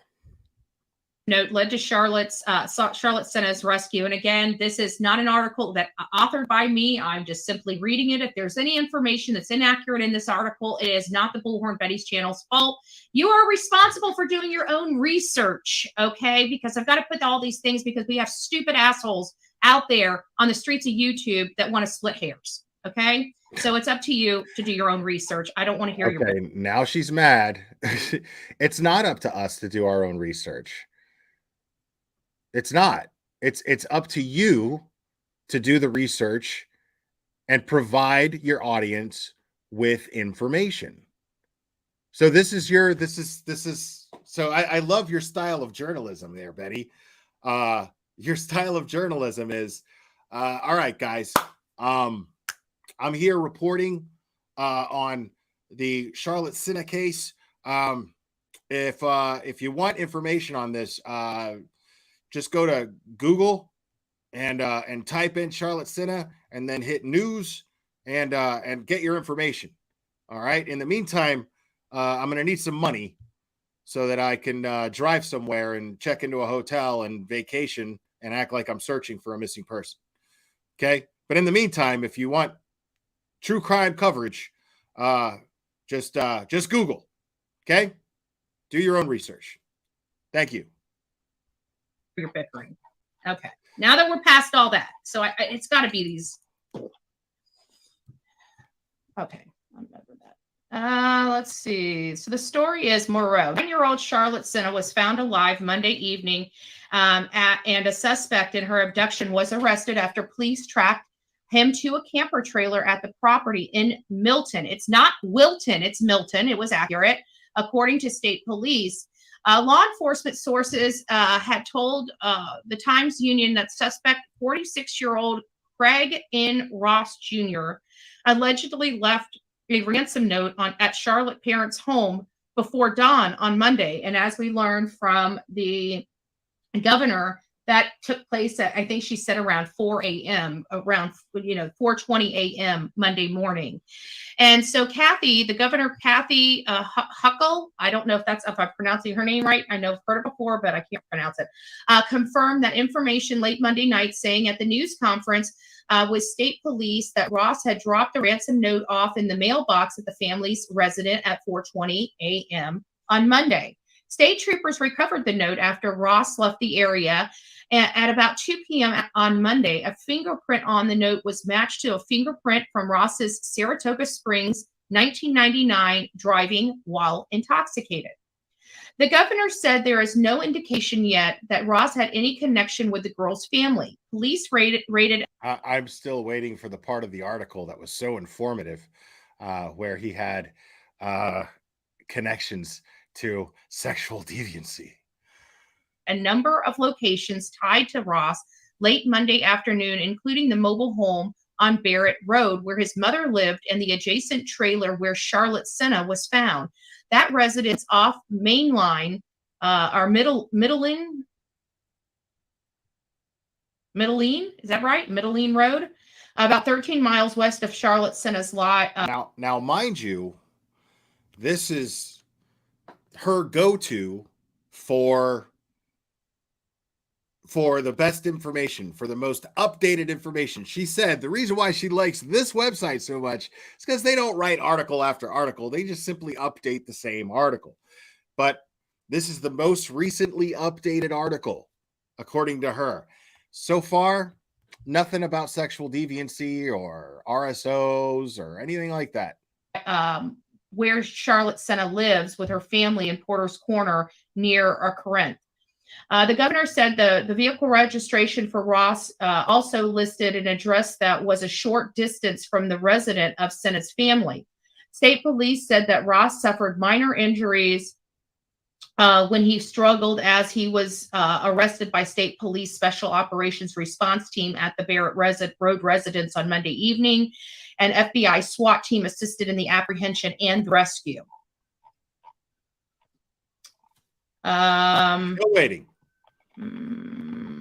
There it is. The state police said Charlotte Sena was in good health. Sources said that the girl was taken via ambulance to Albany Medical Center Hospital. A few hours before notice of the girl's recovery, a large contingent of state police had gathered in a parking lot on Saratoga Performing Arts Center off Route 50. Now you see what's going on here. She's looking for the same thing that we're waiting for. She wants that confirmation. She's so humiliated right now. She feels so stupid that everyone in her chat is calling her out and going, there's nothing about an RSO. There's nothing about sexual deviancy. And so she goes to this Times Union article because it's so accurate and it's updated so accurately and so promptly that she goes, here it is. State troopers say, right? That's where she went. Here it is. State troopers say, and she's looking for that confirmation, that validation, and she's coming up short. And that's when I was being notified that there was a heavy, and that's what I was told when I received the call. They said that this was a very, very heavy police presence, and that's what it sounds like was over there at the Saratoga Performing Arts Center off of Route 5. Roughly 20 unmarked state police vehicle, military-style tactic vehicles, and at least one helicopter were there, along with troopers dressed in camouflage who appear to be SWAT team members. State police blocked the barrier. See, now she's speed reading because she's like, where's the sexual deviancy? Like, I'm trying to find that. Road on Monday evening and to prevent motorists from entering the residential street after they raided. I want to make sure I emphasize raided the property and rescued the girl. Huckle issued a statement showing she was overjoyed with the news that Charlotte Senna had been located safely this evening after an intense days-long search. Our hearts are with the family as they are welcoming her home. The arrest was made less than 3 hours after state police said their ongoing search had expanded over 46 linear miles, approximately 400 certified search and rescue personnel from a dozen of federal. Okay. Right there. I want you guys to pay attention to this part. Remember when Betty said that they had stopped the search? And that's why she knew it was an abduction and a homicide investigation? Remember that? That they stopped searching for her. Okay? Look at what she's reading. And this is an article updated this morning.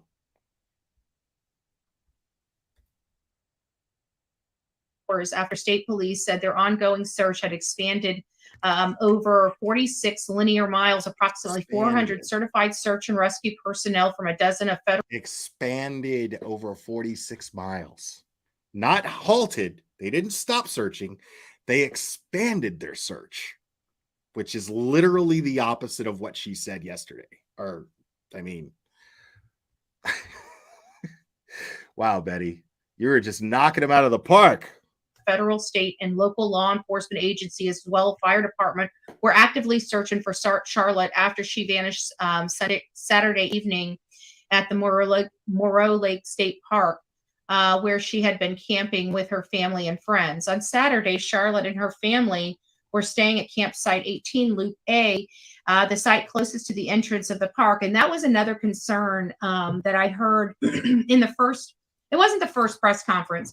I didn't really learn a whole lot of information from the very first press conference. What I learned is everybody was melancholy because the bottom line is the statistics are they're statistics, and the statistics were stacked against this young girl. But it was on Duty Ron in his conversation with Janae. And also, I garnered a lot of information from the WFLA update that had Duty Ron and Jennifer Coffindaffer on it, where they were discussing this case. And the one thing that bothered me the most about this particular situation is that she was where they were. Loop A was the nearest to the entrance and exit of that park. We had discussed a few things yesterday, about theories, because, in lack of factual information and the limited facts that we had of this case, we had to try to put it together and make it make sense. And when we were putting this together, one of the things that I stated is I truly believe that this was like a snatch and grab type of situation, because I didn't think that people were looking in the park. People wanted to get in the park to search. And my biggest thing is that wasn't the place I wanted to search, because I knew she was already gone. And the reason what made me believe that, and again, this was just a theory, this was just an opinion. I love that. I didn't want to search in the park. You wouldn't have been allowed to search the park because they closed it off to the public. They kicked everybody the fuck out and they closed it off to the public, and they had only professionals searching. Secondly, where else would you have searched? It's common sense. Like, you see how close I-87 was to that park. Anybody with any common sense said, look, I covered it myself. I showed a map. I Google Earth the shit. And I was like, there's a road, leads to another road, leads to I-87 right there, which you can get to in less than 5 minutes. You can absolutely get there in 5 minutes. If somebody abducted her, and took her off of the park grounds, what do you think they're going to do? They're going to go off the park grounds and then,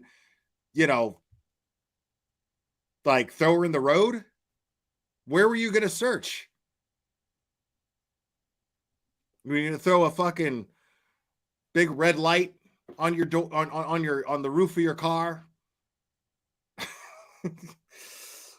Be like, we're in hot pursuit.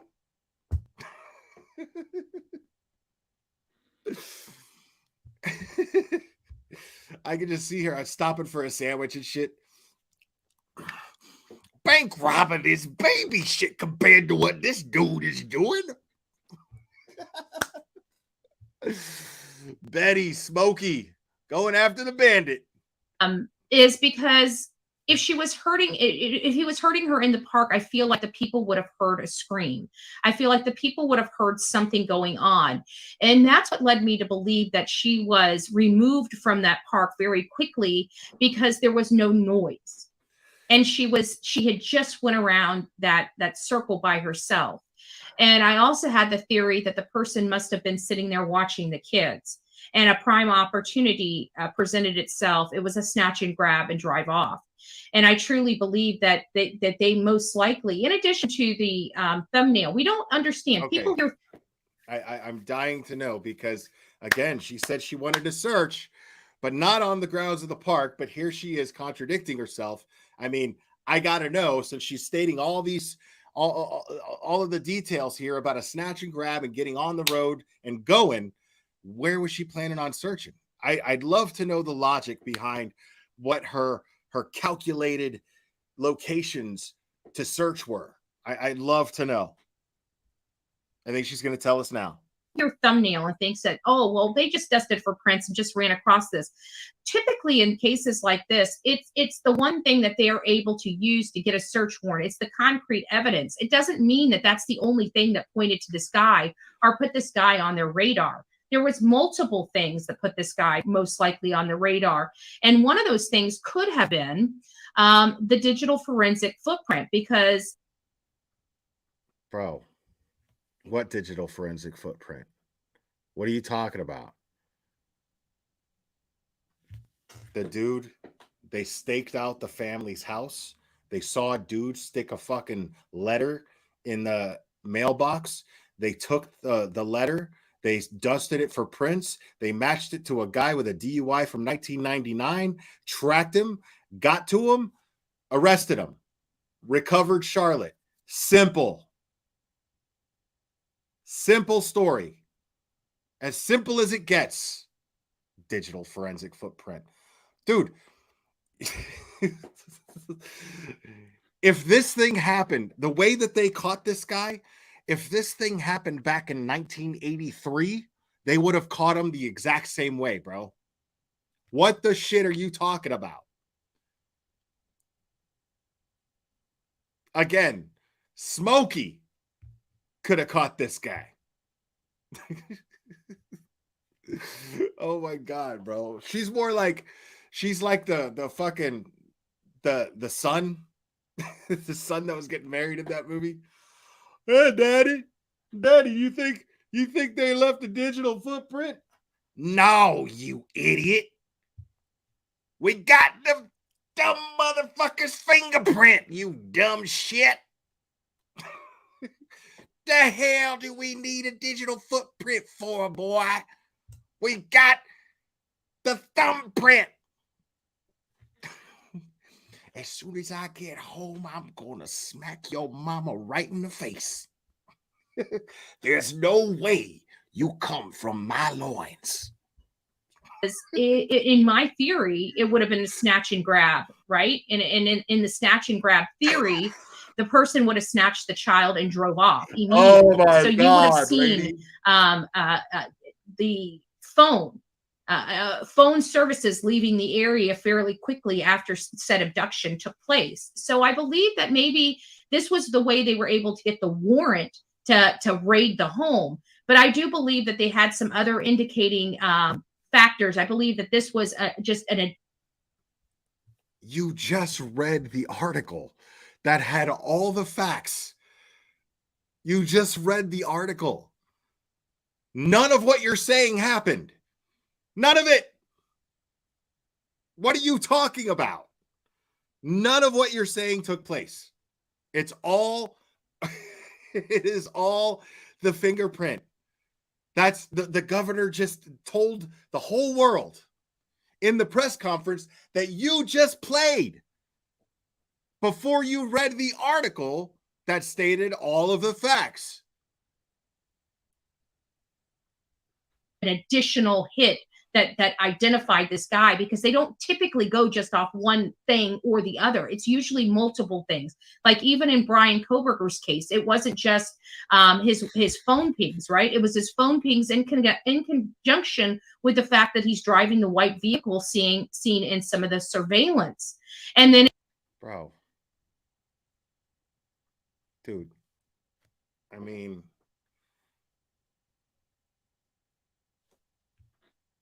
fingerprint analysis, match, last known address, raid. I mean, I don't understand. Like, I don't understand the complications in that. What the fuck are you talking about? And then it's in addition to finding his father's DNA that matched his that showed that whoever left the DNA on the knife. So it was multiple things that identified Brian Koberger. It wasn't just one. It wasn't just a fingerprint. Rex Heuermann. It wasn't just the pizza box and the DNA. I mean, that helped, right? It helped. It helped solidify a few things. But it wasn't the only identifying marker that identified that guy. It was the one that gave them the rock solid information to get the search warrant. That's it. Rex Heuermann was already on their radar because he was associated with Manhattan. He was associated with Massapequa. He had a registered Chevrolet, whatever Avalanche, first generation Avalanche. So it was multiple things. They were following him because of those multiple things. And then they came across the pizza box or, something with a pizza crust. And that's when they finally got the DNA. So again, multiple things. I don't think it was just this one fingerprint. I think there was multiple things that was leaning toward this. And okay, dummy. Now I'm going to learn you. I'm going to learn you on why what you're saying is about the dumbest fucking shit I ever heard in my life. Okay?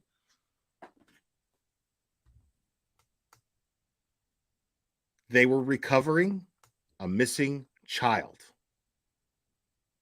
Simple. Okay?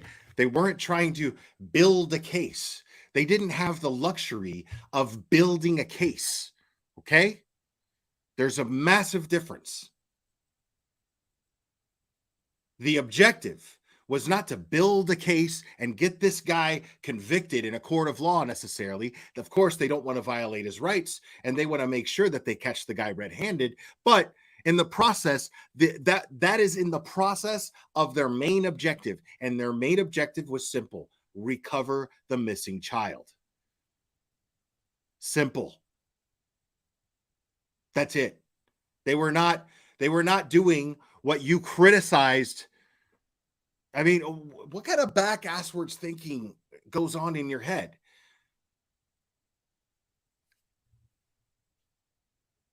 I mean, what kind of back asswards thinking goes in your head when you're sitting here and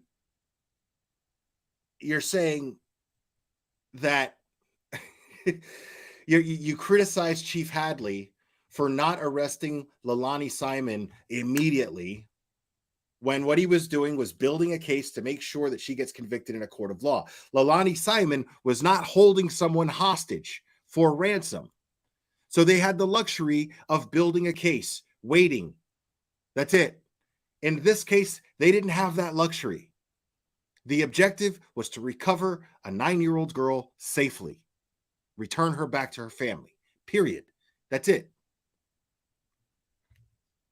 That catching her on his property, matching that fingerprint to a ransom note was already plenty to convict him with. That's going to be plenty. There's no way he's going to beat that. There's just no fucking way.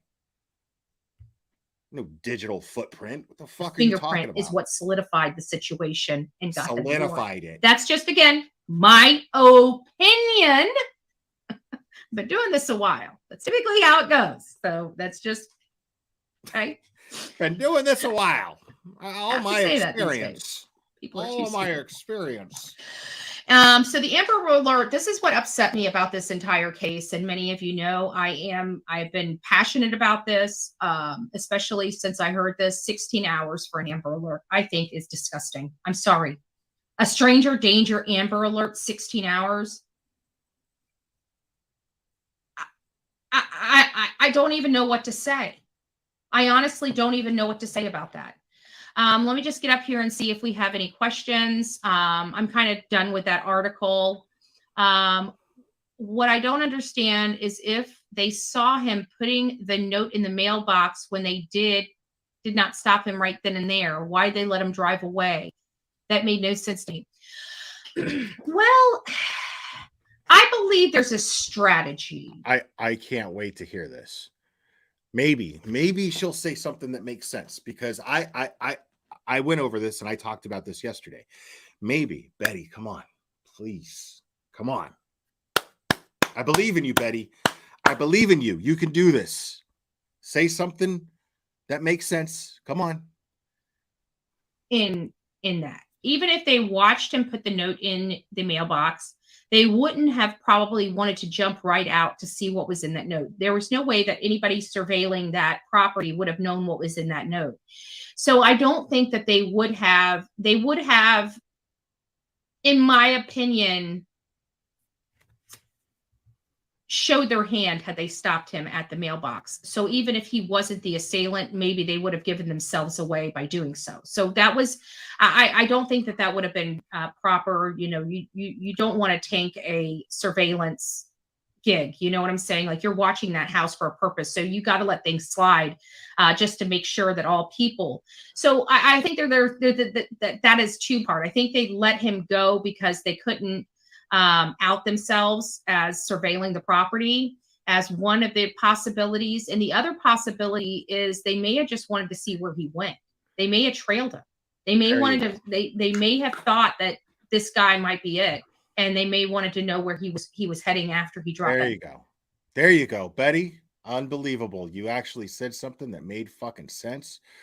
Betty, that is amazing. That is just very, very, very encouraging. I am impressed. I'm impressed.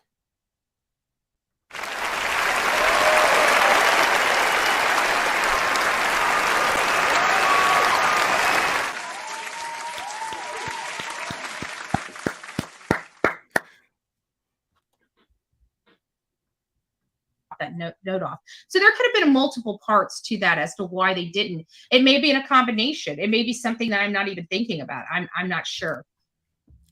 One part of me wants to know her full story, as I know as I know quite the experience to tell. But the other half of me is afraid of the awful ugly that could have happened to her. Bless her heart.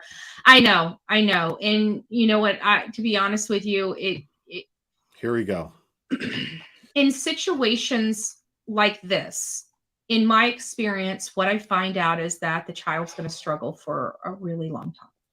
And no matter how much therapy this child goes through, this is going to affect her the rest of her life. And depending on how well she adjusts to therapy, she might not have, grown up problems that are a product of this experience. What do I mean, grown up problems? Drugs and alcohol. That's what I mean. Because sometimes scars are so deep and the pain is so painful. You just want something that takes it away. You don't want to think about it. You don't want to feel it. You don't. So that was a lot to do, Don't make it about you. Don't do it. Don't do it. Betty? Me personally don't want to know. Like I can already speculate that what that poor little girl went through was just something disgusting, like disgusting. Oh my And God. You don't know that. This is the reason why Bullhorn Betty is not in law enforcement. I will be my honest with God. you. Scum like this, they would be missing parts of their body. Like I would try to say that I don't think I'd have it in me to bob at somebody. But these stories that I hear, I absolutely believe that you have it in you to bob at somebody. I absolutely believe you have it in you to do that. I have every reason in the world to believe that you have it in you to do that. Maybe the over 40 something arrests that you have that are of a violent nature would indicate that to me in some way, shape, or form. I don't know, but yeah, I absolutely think you have it in you to bob at somebody. That's why Bullhorn Betty's not in law enforcement, right? That's why they don't. That's not why Bullhorn Betty's not in law enforcement. Bullhorn Betty's not in law enforcement because they wouldn't take you. They don't let me near the criminals because I'm telling you, like right now, all I want to do is take a cleaver. Zimma zoom zoom zoom zimma boom boom. And make sure that this man never does anything to another child again. But you don't even know. I don't know what else. You don't even know. I mean, that doesn't merit. You know what I'm saying? Like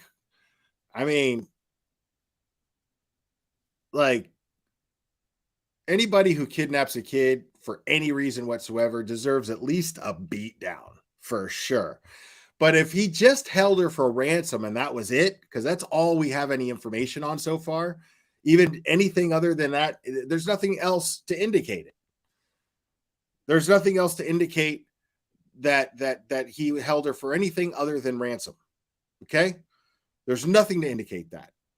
That doesn't merit chopping somebody's junk off. What the fuck is wrong with you? The punishment doesn't fit the crime. Now, he definitely deserves a serious beat down and a limp maybe for the rest of his life. A limp. Sure. You know what I mean? At least a limp. A couple scars. You know what I mean? But it doesn't merit getting his junk cut off if all he was doing was holding her for ransom and he didn't harm her. What else to say? It's graphic as it is. It's awful. I don't care. And they can put me on horrible hate channels about how I got people like this and I want to take their junk. I'm pretty sure that 1 million people agree with me. But we're still going to have those haters that want to send this guy money. We still have those channels, right? Who's going to send this guy money? What the fuck are you talking about? Who you consider to be a hater is going to send this guy money? Are you talking about me? Because I sent Don Wells commissary money? Is that why? Because there was absolutely no evidence that he had anything to do with his daughter's disappearance? And yes, I did send him money just to piss people like you off. That's absolutely true. 100%. I'm not even going to lie about that. I just knew it would make so many people mad. and I justified it in my mind because there's no evidence to indicate that he did anything to Summer. None at all. So,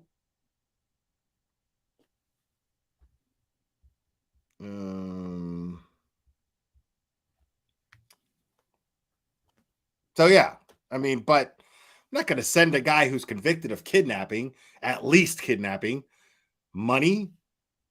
Who the fuck do you know that would do that? The fuck are you talking about? This man's innocent until proven guilty. I mean, he was found with the kid on his property and in his trailer and in a cupboard, hiding her. But, you know, we still have people that are going to say that this man is innocent until proven guilty. There's still going to be a POS that's going to send this animal money and commissary so he can have a good. Did she really send him a glamour shot of herself? That didn't happen, really. Did that really happen? I mean, if that's the case, shit. I sent him money. I'd have sent him money just for that, just for compensation of having to deal with that. Good light, and pray to God that they can pimp him out and you know, pimp him out on their channel if he gets out or anything like that. Like, you know, it's just disgusting. And I just wanted to take a cleaver to him. I don't know what else to say. I just want to take a cleaver to this animal, right? Y'all know it's coming. Take a cleaver to him. Not a cleaver to him. I want to take a cleaver to him. I just want to take a cleaver to him. I just want to take a cleaver to him. I just want to take a cleaver to him. Oh my God.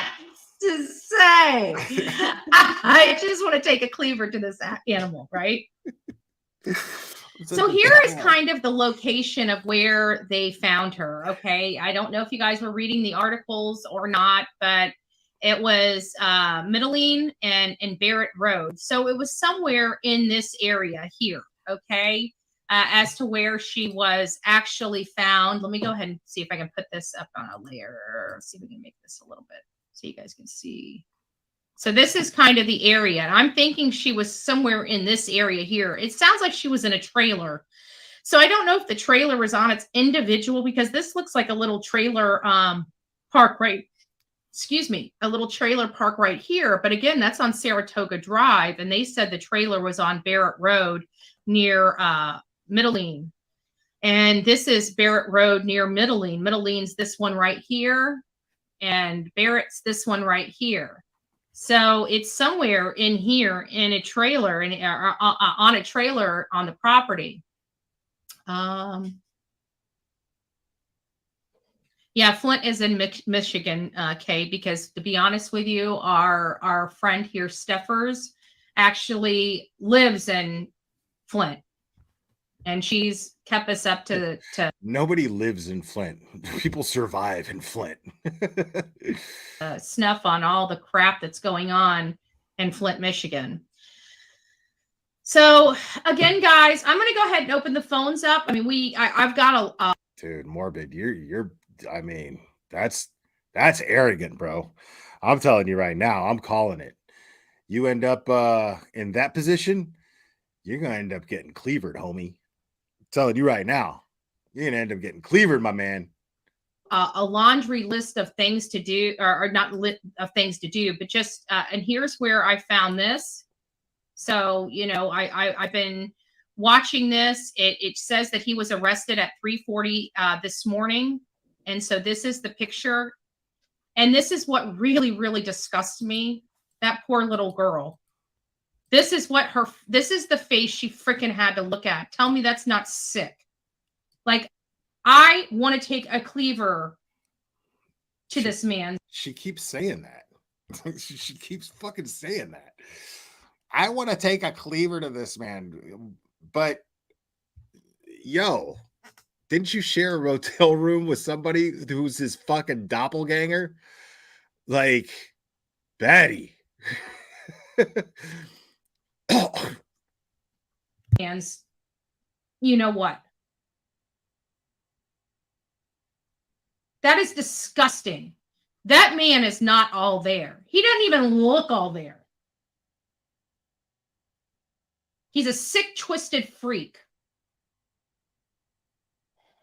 He's a sick, twisted. And this is what I said. You know what? Olivia and I were talking about this yesterday when I got home because she wanted to make sure I made it home. I made it home. Believe it or not, listen to this. I got something to tell you. But we made it home, or when I made it home, and I started talking about this guy. But let me just go back. I'll go back. When I come home, you guys know how I am. When I go on a trip, I come home, and what is the first thing I do? I grab everything out of the truck. Now, mind you, I packed everything because I there's a 4-day drive, just 2 days up there and 2 days back. So there was 4 days already equated into this trip. And so the whole car was loaded down. So I packed this entire car up with a whole bunch of stuff from, blow up mattresses, tents. You never know what you're going to run into, right? I even have some, like generator type stuff. So if I'm out in the wild, I'm out in the wilderness, I can still survive because when you're that far away from home, you have to prepare for everything. Blow up mattresses, so I have this whole blow thing, up dolls. my whole car loaded down with stuff. I even made myself a bed in the back seat. And I did that because when I'm driving up, it's a 20-something hour drive. When I do that, I literally sleep for like 2 or 3 hours, get up and drive until I'm tired again, sleep for 2 or 3 hours, get up and drive, and keep going until I get there. So I don't like getting hotels for that. So I just sleep in the back seat of my car. And so everything was ready. I was heading out and I came home. I ended up getting home and I took everything out of the truck. I got home at like 20 to 11. I took everything out of the truck. I went through everything. I literally put everything away. Yes, I did. Everything. Shut up! Oh my God, I don't care. Away. I woke up this morning and it was I put everything away. I never do that. But Olivia called me and we were talking about this, about the case and the fact that she was found. And one of the things that we were discussing is who could have done this and why. And obviously Today, Junior, this was an opportunity. Well, what gets me with this particular case is that, everybody involved lived fairly close to this park. Okay. So her, Charlotte and her family, they didn't come too far away. It was just a gorgeous time. They wanted to go out and hang out with people and just get the kids out of the house, have good, enjoyable family fun. But the problem, and this guy doesn't live too far away from him. He only lives 13 minutes away from their actual home. And I keep wondering, did this guy watch her? Was he watching her? We know he was most likely watching her that day. Did he recognize her? This, I really don't know what to think about this animal. But I was telling Olivia, I said, if they do not put him in jail for the rest of his life on this particular crime, they're not going to put him in jail for the rest of his life. Be prepared for that, folks. They're not. He'll probably get probably whatever the max is, because the minimum I think is like 15 years for what we know he's done so far. But we still don't know what his charges are going to be. So they're still investigating. They're still questioning him. They're still collecting any evidence that I'm sure they're searching his trailer. All of that stuff takes a little bit of time. And before they tack on charges, they're, you know what I mean? They're still collecting evidence. Right now is the process of building a case against him. That takes a little time. So, but chances are, at least based on what we know he's done, they're not going to give him. I mean, he'll probably be out of jail in 20 years max. So he's not going to spend the rest of his life in jail. Betty, how do you not know this? If you're, you know, a lawyer, right? You know the law so well. How do you not know this? I'm retarded? That's what I thought. Okay, just making sure. The next one, he will kill that person. If they let this man out of jail, he's going to kill the next one. Because he knows that if he does this again, it's going to put him in jail. This guy does not look right upstairs. Just Okay. the way They don't give you life in prison because you might do something again. That's not how that works. That's not life. Okay? That's not how life works. That's not how the law works. kill that person. If they let this man out of jail, he's going to kill the next one. Because he knows that if he does this again, it's going to put him in jail. This guy does not look right upstairs. I just the way he's looking, the way So, based on his mugshot, he doesn't look right upstairs. That's interesting. I mean,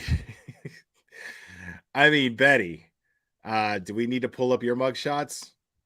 I don't think this. I think this guy has some behavioral and educational and mental issues.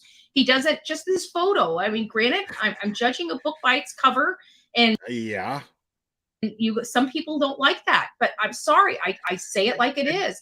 It's not a question of liking it. Like, it's not I don't have feelings about it, Betty. Just stating the fact that you are jumping to conclusions based on a photograph. And this is not the first time you've done that. You did this with the Idaho case as well. When there was a still of surveillance in that bar, you made up this whole story based on a still photograph. You made up this whole narrative about people's dynamics involving the case. And you were dead wrong. It's my opinion. I'm entitled to it, and I'm allowed to say it. And the way this picture looks with his face blown up, he doesn't look like he's all there. I'm sorry, he just doesn't. There's something wrong with this guy. But even people that have problems learn. So the next one's not going to be this lucky. They have to put this man in jail for the rest. Now, need I remind you all real quick?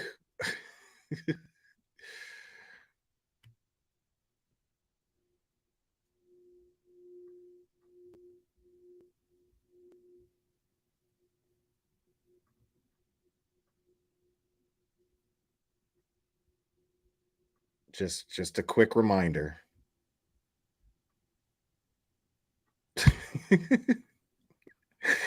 Just a quick reminder. Now, tell us again how he doesn't look right. Just please indulge us, Betty. Tell us, educate us a little bit more about how this guy doesn't look right in the head. Please.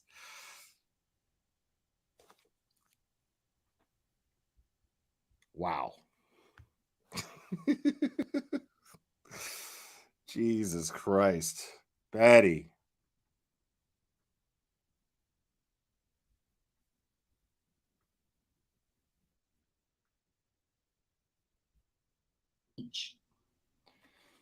Does not change.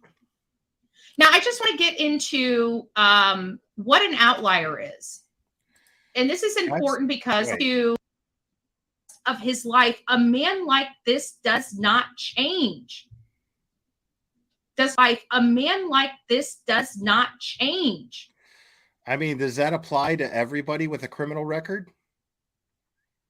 I mean, if that applies to somebody with no criminal record, and this is his first offense, right? What does that say about somebody with an extensive criminal record such as your own? And I'm not defending this guy. I'm saying that she's right. I'm actually agreeing with her. But what does that say about someone with a criminal record like yours? I mean, because you're convincing the whole world that you've changed. Yet, I mean, we just saw you have a meltdown at the beginning of this stream showing your true colors. Or were those not your true colors? I mean, just curious. Does not change. Now, I just want to get into what an outlier is. And this is important because a lot of people don't understand. And they really don't. They don't understand what an outlier is. An outlier is a person or thing situated away or detached from the main body or system, a person or thing that differing from all other members of a particular group or set.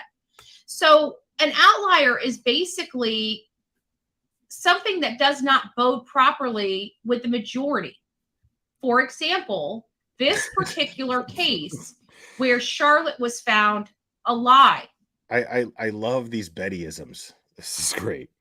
She was an outlier in this because most that are abducted by strangers do not come home.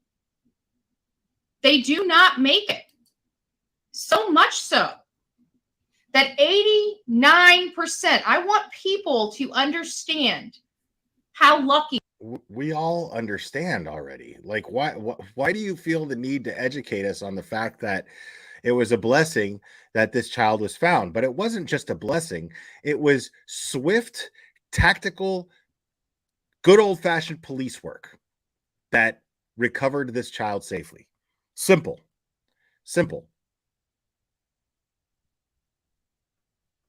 Lucky this girl is to be alive. Because 89% of the cases, the missing child dies within 24 hours of the disappearance. Now, granted, this is coming from the Washington State Attorney General's office. Okay, what about the New York State? Because that's where it took place. Why are you looking up Washington State? However, this is statistics that are pretty similar from state to state. Okay. I want you to understand how lucky. That's her excuse for not pulling up the New York State statistics. Just so you know. This girl is to be alive. We always want to, leave out hope that these children are found alive. But I'm not an emotional channel here. We deal in statistics. She's not an emotional channel here, folks.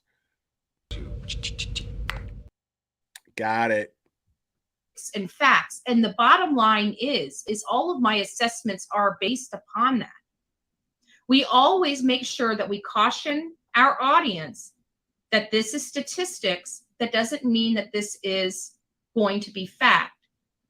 I also tell everybody how I believe amazing the power of prayer is. And when we started our segment out yesterday, one of the things I said was, statistics are not on her side. I can't remember verbatim what I said, but it was something to the effect, statistics aren't on her side. And what do we do when we don't know what to do? We pray. God moves mountains. God moved mountains in this case. God moved mountains. She defied odds. Her family defied odds. Her poor little body may be battered and bruised. Testify, Betty. Testify. But she survived. And she's young enough that hopefully she can put this behind her. Give me a witness for Betty, y'all. And have a productive life. I find a lot of people that go through these types of traumas and traumatic events as young children or young adults, after they go through their own healing process, and sometimes that takes decades. It really does. But what I do find out, just in my experience, the goodness from all of this is that she'll hopefully be able to help somebody else. she'll hopefully be able to take her experience and help somebody else. Yes, Lord. I don't know why some of us have to walk the path that we have to walk to get to where we're going in this life. But I don't believe in mistakes. I believe everything happens for a reason. I don't know why this happened to this young girl. From your mouth to But God's hopefully in ears. time Yes, Lord. maybe she'll do great things out of this horrible, horrible event, such as helping another victim, helping multiple victims. We don't know what her path is. We don't know why she went through this. We don't know why she has to live this. We don't know why she has to endure this. We don't know why. We don't know why yet. But we pray that some good can come from all of this ugly and evil.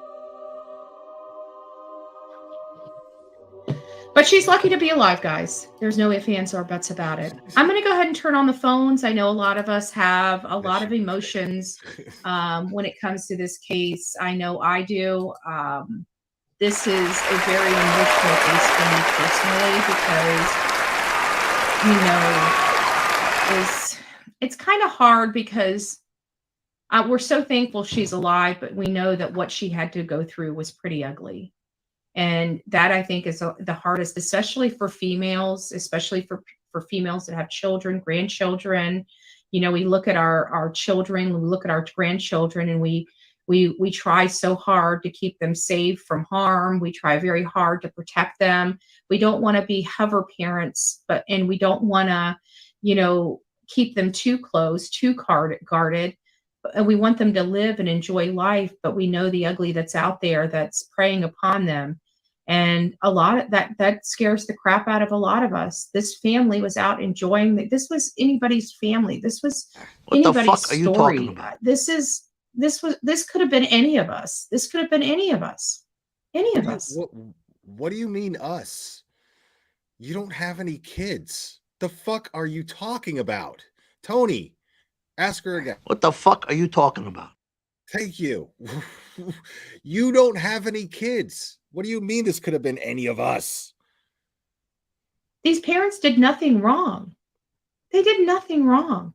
I read some of the, it's like when situations like this come about, the one thing I love about situations like this is seeing all the great people that come together for the common good, for helping a family and helping a missing person or what that may be. But the other side, the ugly side of that is there's animals out there that are evil, that want to add insult to injury, that want to hurt, that's literally their only primary purpose is to hurt.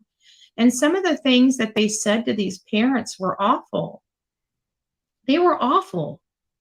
Who said what to the parents? What the fuck are you talking about? I can't tell you how many times I rode my bike at 9 years old without my mommy or daddy near me. I can't tell you how many times. I'm pretty sure that the people that were saying those horrible things to those parents, they probably lost their own damn children. Where did you see anybody saying anything to these parents? Parents haven't said anything publicly, have not shown themselves publicly. They haven't done anything. What the fuck are you talking about? They didn't post anything on social media that I know of.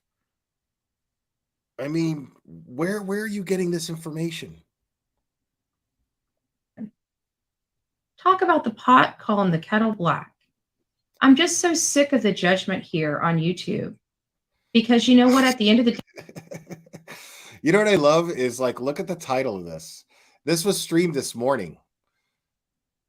And it says breaking. Breaking what we know. Bro, You're late, bro. We already went over. Everybody went over this last night, dude. End of the day, none of us are freaking perfect. It's not breaking. Every one of us has skeletons in our closet. Believe me. You can act like you don't. You can sit there up on your little high horse and point the finger at everybody else. But let me tell you something, honey. Every time you're pointing the finger at somebody else, there are 3 fingers pointing back to you. So before you cast judgment on somebody else, you better make sure your house is in order. What? What?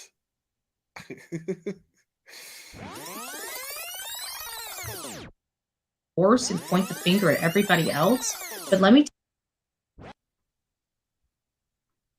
tell you something, honey. Every time you're pointing the finger at somebody else, there are 3 fingers pointing back to you. Mm-hmm. So before you cast judgment on somebody else, you better make sure your house is in order. Interesting. Because I'm telling you right now, when families and stuff are going through this, pointing the finger and telling them that they did something wrong is, how dare you? Wow. You literally have maybe 1% of all the information. How dare you? And people are smart enough to know that they don't have all the information, and they still go out and wield this horrible campaign of nasty on like the parents are victims. You think? Victims. Wow. It's awful. It breaks my heart. Like I can't, like, I'm sitting here trying to think of how it would feel to wake up one day and your whole life be different. You mean like the Wells? And it just be crushing. And then you got people with freaking clubs, billy clubs coming after you even more. Like or bullhorns. I've never seen such heartless people in my life like I've seen here lately. This was not the way social media once was. I remember back in the day, people were just so nice and sweet and everybody was just so kind. Nowadays, it's awful. It's God, remember? Why can't we go back to MySpace? Nasty. People, you guys got to get a grip. Life's entirely too short to be this angry all the time. I'm just saying. It's too exhausting to be nasty and mean to people. Like I much rather be nice and courteous to people. I don't mind telling you to go fuck yourself. Excuse my language. Too exhausting to be nasty and mean to people. Like I'm just saying. It's too exhausting to be nasty and mean to people. Like I don't mind telling you to go fuck yourself. Excuse my language. Be nice. It's too exhausting to be nasty and mean to people. Like I much rather be nice and courteous to people. Okay. Now, hold on a second.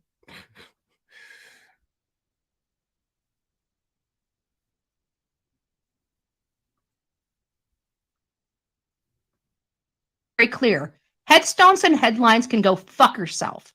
Okay? She's destroying our children in this country. So if you want me to talk about putting someone down, there you go. I don't have time for her. We talk about true crime here, not drama and bullshit. Take your petty ass shit someplace else. Nobody gives a damn about that little girl, okay? We care about this child that's missing. If you don't like me putting down headstones and headlines, then get the fuck off my goddamn channel. Yeah. Being nasty to people. Yeah. Being nasty to people. It's much easier to be nice, right? Oh, that must be exhausting. Oh, Betty.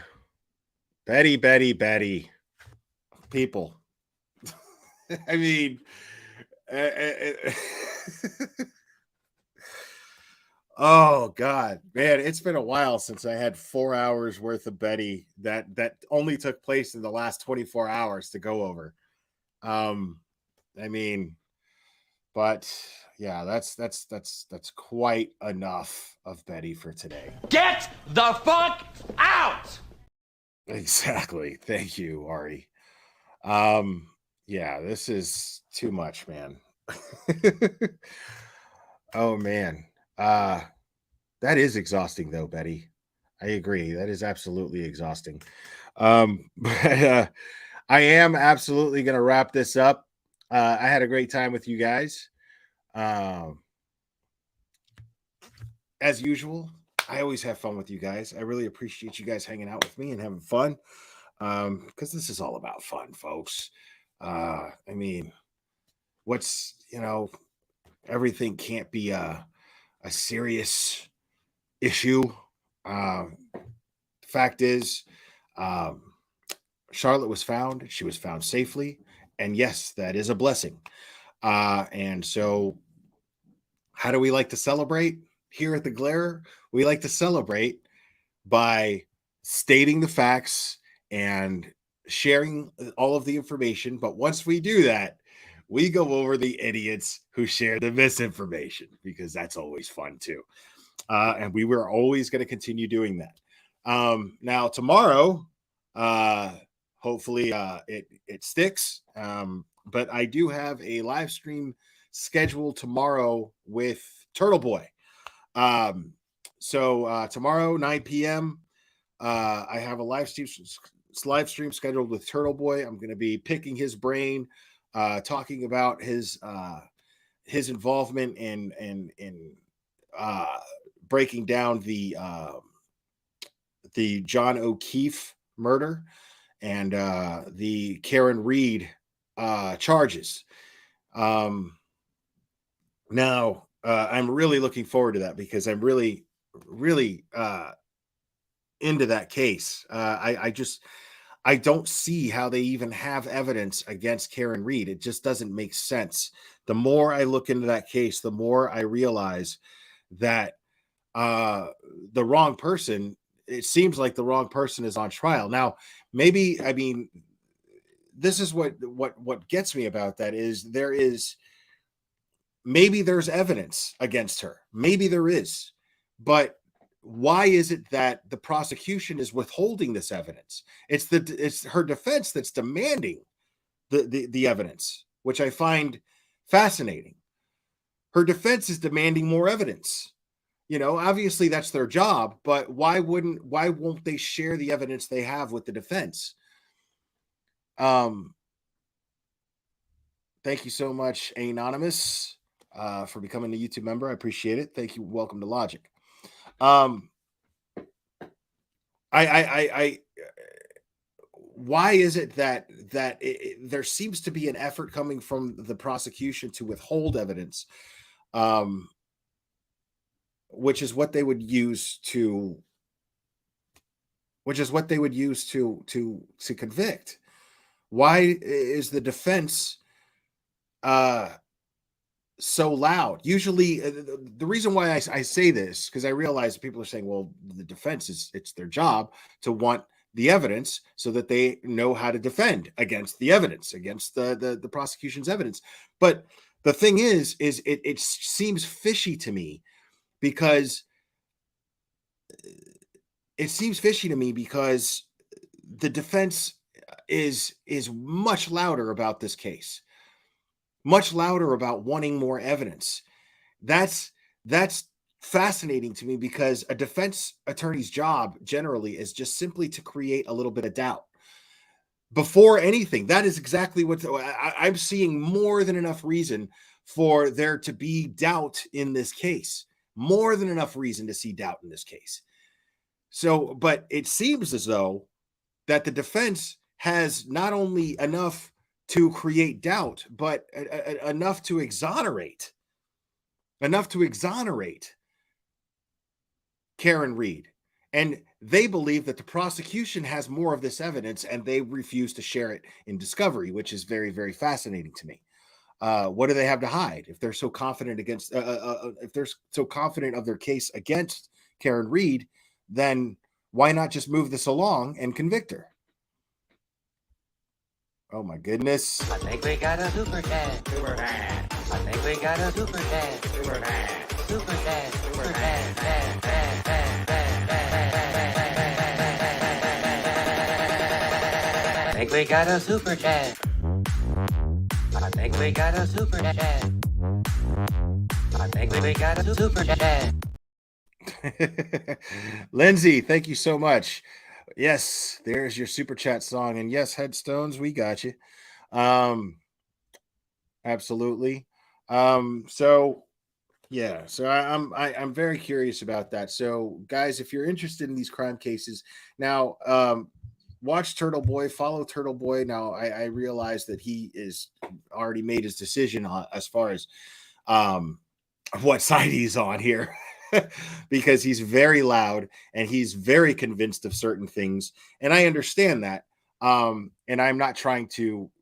I'm just saying that I still have some deep diving to do to where I make a solid decision. But I got to tell you, I'm definitely leaning towards the idea that Karen Read is absolutely innocent. I'm absolutely leaning that way. I'm seeing more reason to believe that, and I'm seeing a lot of inconsistencies with the prosecution's case. The statements being made by witnesses, it just doesn't make sense. So I really hope you guys stick with me and explore this case with me, because as I explore it as I'm live and go over certain things and go over certain theories, and I kind of think out loud with that case. So I really hope you guys will join me for that, and I really hope you'll join me tomorrow for Turtle Boy being on this channel, because I'm really looking forward to a conversation with him. Because the guy fascinates me. I got to tell you, to say the least, the guy absolutely fascinates me. So anyways, guys, I appreciate all you guys joining me. I appreciate all the support. I appreciate the likes, man, and all those super chats, man. I played that song. I can't remember the last time I played that song so many times. So it means a lot to me. It really does. And you guys just subscribing and liking and all of that, and just being here means a hell of a lot to me. So I appreciate you guys. I love you guys. And we will do this again very soon, my friends.